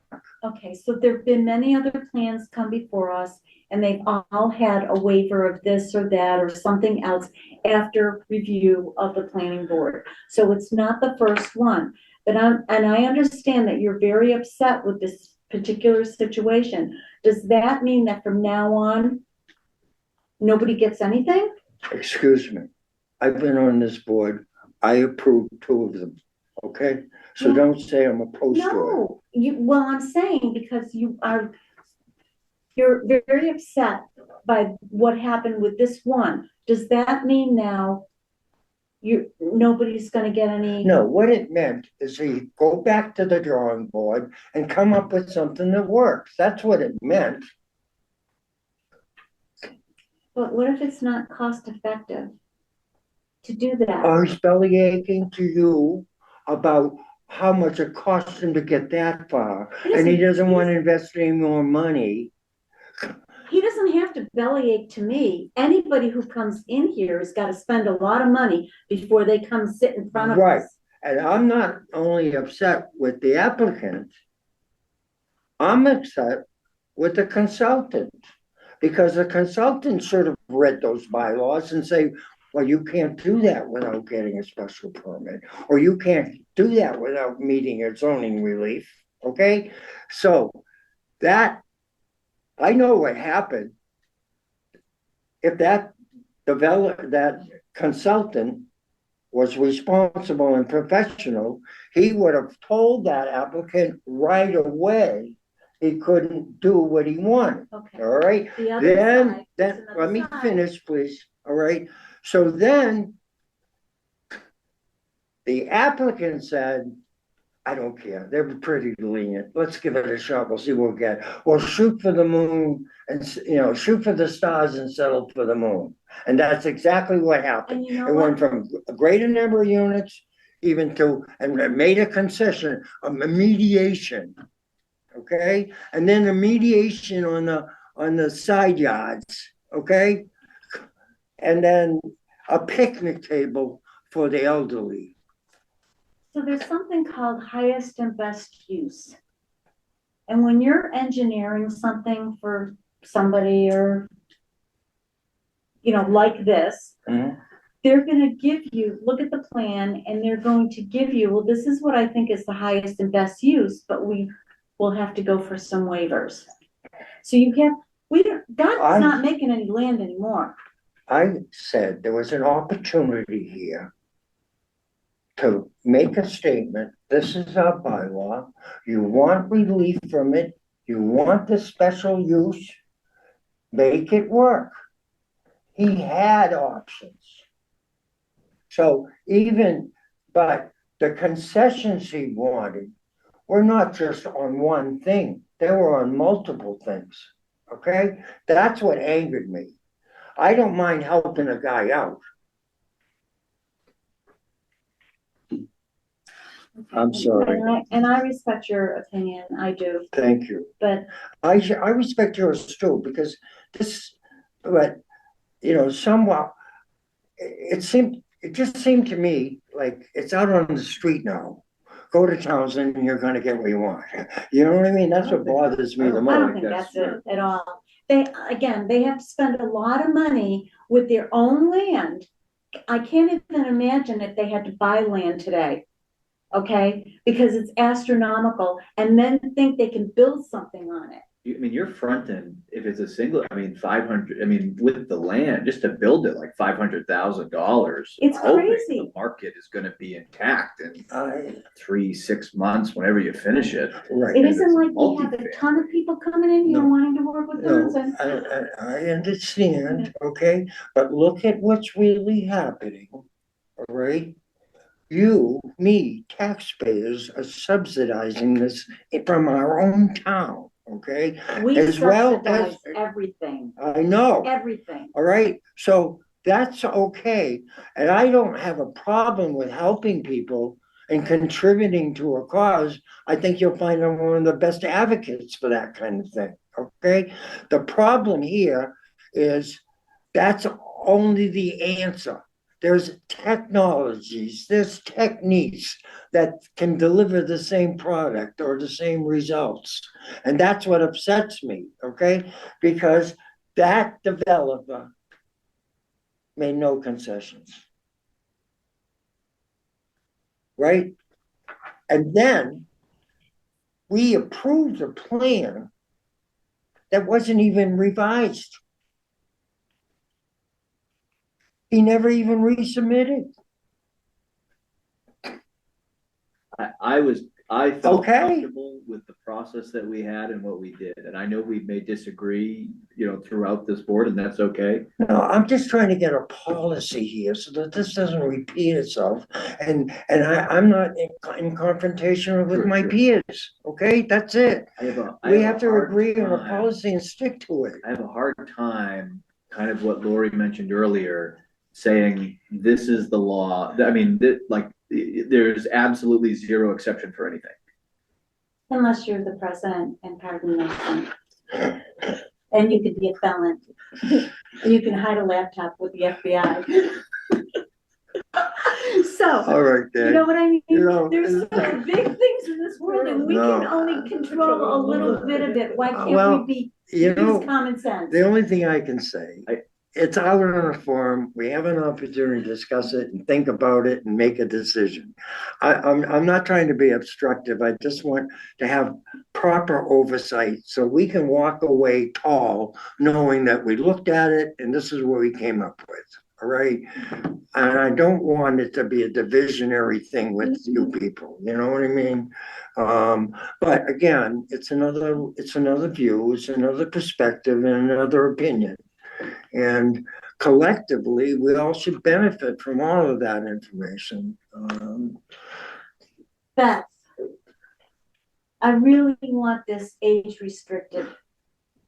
And can you ask Adam what can easily be put into what we have already presented and was not voted on?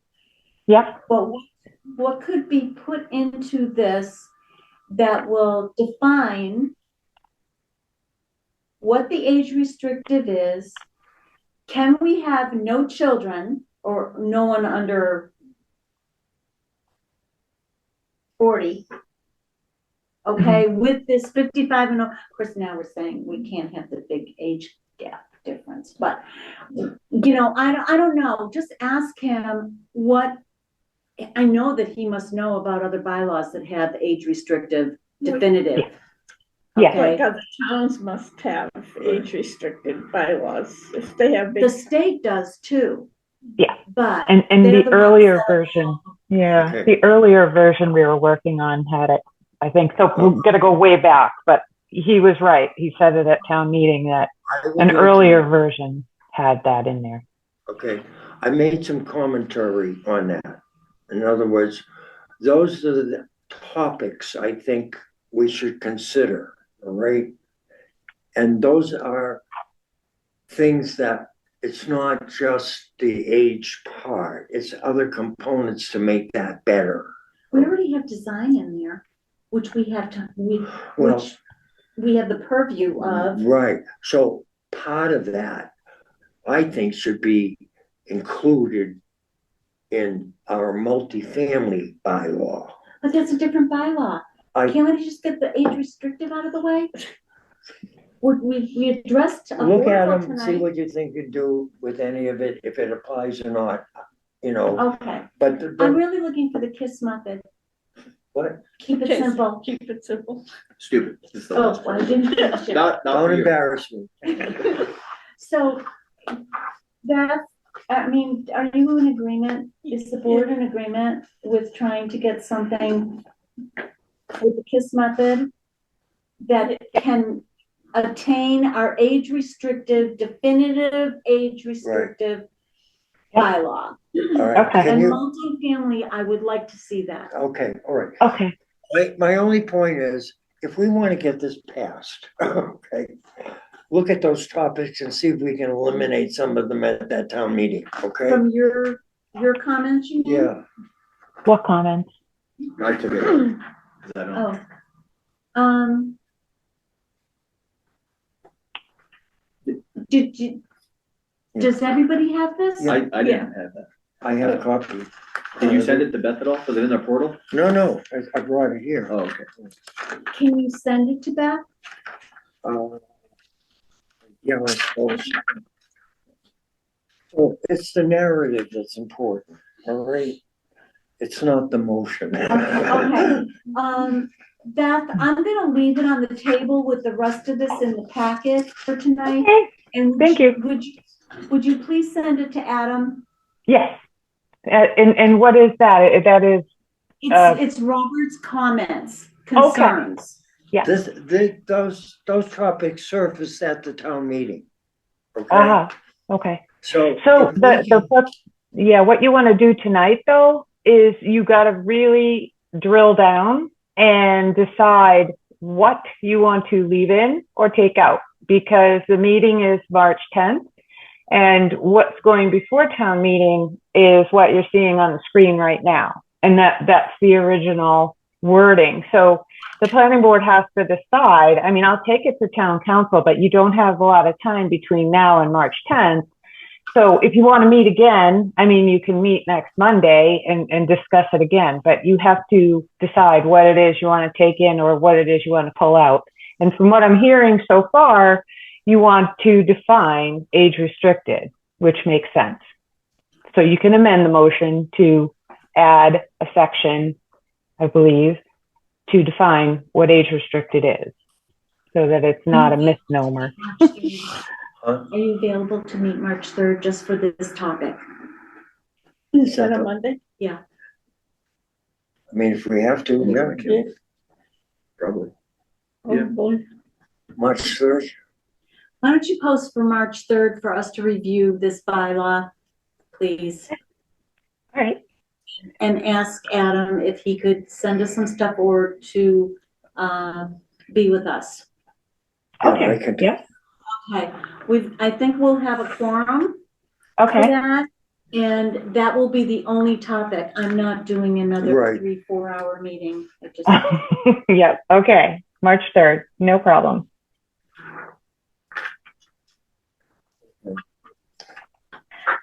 And I can ask him to, I can actually ask him to draft motions if I have a specific topic in mind. So in terms of defining the age restricted portion of this bylaw, I can go ahead and ask him to draft that motion right now, and then you And can is he- review it. Okay, is there a state law when you do senior housing that children are not allowed to live there? Okay. Mhm. Is that discriminatory? But it's senior housing. I think he would know. Yeah. Yep. Was the consensus at, the town meeting not to prohibit, young children living with their grandparents? So Presumably part grandparents? of what they said was, well, who's to say who's gonna live there if only one person has to be 55? And what if that person dies and the daughter, who's 21, is now living there with her 5-year-old. significant other, 5-year-old, and Well, dogs, oh, or whatever? Audience went into a wild. So I that's will why, watch it, I just haven't had the time. okay, so that's Okay. why it's the age restricted. They kept saying, well, what's age restricted? It's nowhere in the bylaw. It's Mhm. nowhere in the bylaw. And Yeah. it was always, age restricted was always in my mind, but that's 55 and over. What's the question? But the question was, it doesn't say that. Mhm. Okay. That was the biggest discussion. Yeah. Okay. Yeah, the Nowhere most does it say challenging that. one, yeah. Excellent. All right. Well, I think that, we're pretty clear on how to clear it up, and then I will talk to town council and I'll have him ask him to draft a motion, and we'll meet on the 3rd. Okay, I'm leaving all this paperwork here, but that doesn't mean that I'm done with all of it. Okay. Leave Mhm. it with book here. Okay. Thank you. And the thing that's right on top is Robert's concerns, Okay. thoughts. But some of those might be handled in other parts of our bylaw, I'm Okay. not to make Yeah, this yeah, more yeah. burdensome than it has to Yeah, be. the biggest thing is the Okay. age restricted Yes, definition. But if there are other things on that list that can clarify things, it might be smart to see. Okay, so we went through. Right. Excellent. So I don't think that we did 3.2 or 3.3. 4.3, I don't think there were anything else received from Montechusett Regional Planning Commission and other agencies. 5.1. Take a comment from the public. Standard. Excuse me? Can you take a comment from the public regarding the age restriction development? Sure. Sure, who is I don't this? think are you addressing conservation restriction removal tonight? We can't see you. We're trying to see No, you. who are you? This is Colby Streeter. Oh, hey, Colby. I did see you before. Yeah, I'm having some issues with technology. Did we have conservation restriction before us? It was, yeah, it was part of that bylaw. You're going to remove the permanent conservation restrictions that were required on the property. Is that not part of the discussion anymore? That is part of the amendment, and it will be on the warrant again. What's your question about that? Well, I'd like to make the argument to maintain the conservation restriction requirement on that bylaw. That's the age restricted one? No. Yes, age restricted development. What the board is proposing is to remove the conservation restriction on the open space because Oh, parcels, yeah, because they're like half-acre lot, parcels and stuff. Basically, it's a undue. The board felt it was unnecessary in the permitting that has been done because the parcels are so small. Yes, but the way it's written, it removes that requirement for all properties of all sizes. and not just the ones that would be 1 acre. Um, the removal of the conservation restriction line, obviously would go to the maximum amount that the property could be, which there isn't a limit. My argument for that is that it's possibly removing a design element of the property, which is most useful to those occupants. That's who it would affect the most, is the inhabitants of the age restricted property. And it's still in there that you require the developer to have it in the plan, but by removing the permanence that the conservation restriction presents, you're opening it up to having that element removed completely, and that happens all the time with the selling of the property, the changing of hands, and the property owners having different prerogatives. I think you have to consider the usefulness of this deeded restriction, and that's where the permanence comes from. In a conservation restriction, it's deeded. You have to consider the importance of what these areas can do, not only for the people who would use it as an outdoor space, but you have to consider it as wildlife corridors and habitat. Well, that's probably why, because the lots are so small, they wouldn't be considered a corridor. What if you saw a developer came in and But did it like a applies- 5 acre restricted development? Oh, then If I understand that. I mean, because that's there right. are some places that have huge, 55 and older If that developments. would happen here, would it make sense then, since we have not addressed anything that big, to have it be eliminated, say, under 5 acres? I don't know. I don't know the answer to that. To be honest, 5 acres is a pretty sizable area, especially if it's in a densely populated area. That represents a good sized property. Yeah, maybe 30% is a lot. I think in that same line, it requires 30% of the property to be maintained as open space, and that can't be more than 25% of wetland area or drainage. I'm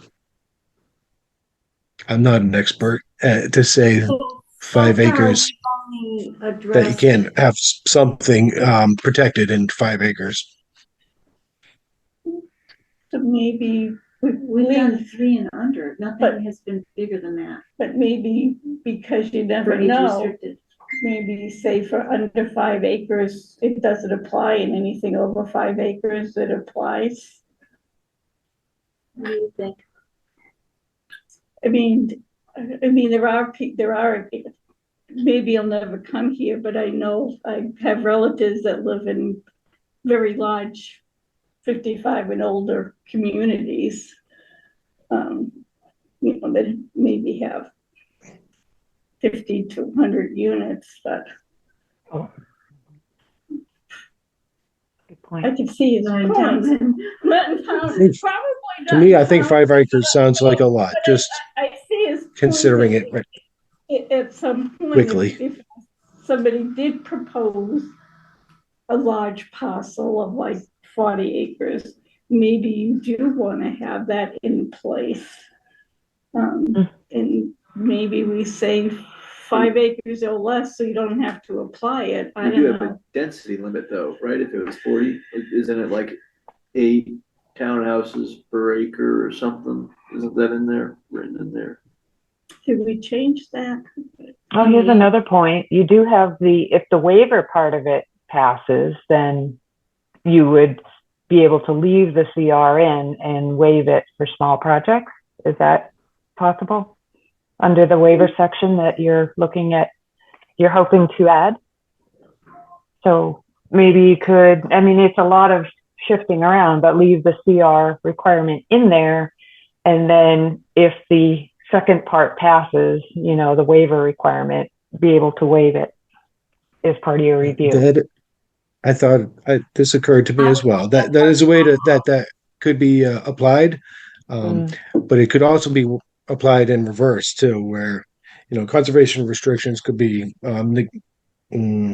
not included with that waiver as well.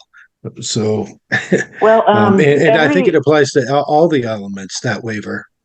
Well, just so you know, Colby, every department and board and commission is giving a mandatory referral or an opportunity to opine. So if a certain project will come before the Conservation Commission for review, but it's under the planning board. So they'll take all the comments from every board and committee, and they will take that into account in their public hearing. So, that point is generally, it's not, the planning board takes every comment into consideration when it does its decisions. So it's generally not the case that they would waive away something that important. I think maybe as so many different project profiles could surface here with different acreages and different percentages of lots and things, I think that maybe some language there that would allow relief based on a specific situation, that rather than just having a universal thing that applies to every applicant. Every site is different. You're right. What it can allow. Right. And so, in other words, if we're dealing with a very tiny lot, then it'd be very easy to say that's insignificant impact or less, versus a larger lot that 30% of it is wetlands or something. In those instances, maybe the opportunity is to swap conservation for buildable. And like one applicant came here recently, they wanted to give part of it to the town, and therefore the tax liability wasn't on the wetlands part and stuff. So having the planning board have that flexibility without a formal formula or I think would work. So then, in other words, you might want to leave in the conservation restriction. So you might want to delete that proposed amendment on Monday. It could be wavered. Yeah, they would be waived. So you would leave it in the body of the bylaw, and if that waiver at the section option passes, of the planning board, maybe waived. maybe waived. Yeah. So, but that should be stated there, because our intent under 5 acres is not to do that. Yeah, it hasn't been working on No. Well, it's always going to be a product of what the actual lot profile is. Yeah, to leave it in there, to waive it is probably a better option. Okay, so. Thank you. Thank you for listening to me. Oh, well, thank you for Thanks for staying on. Good for staying you. on. You brought up a very valuable point. yeah. Thanks for waiting. Okay, so we are through the 4 and 5, and our next planning board meeting now will be scheduled for March 3rd. Next week. Yeah, goodness. And the 17th. and April 14th. And the special town meeting is scheduled for March 10th. And I will entertain a motion to adjourn at 9:34 p.m. I'll make a motion to adjourn at 9:34 p.m. I'll second it. Is everyone in favor? Absolutely. Yeah. Right, okay.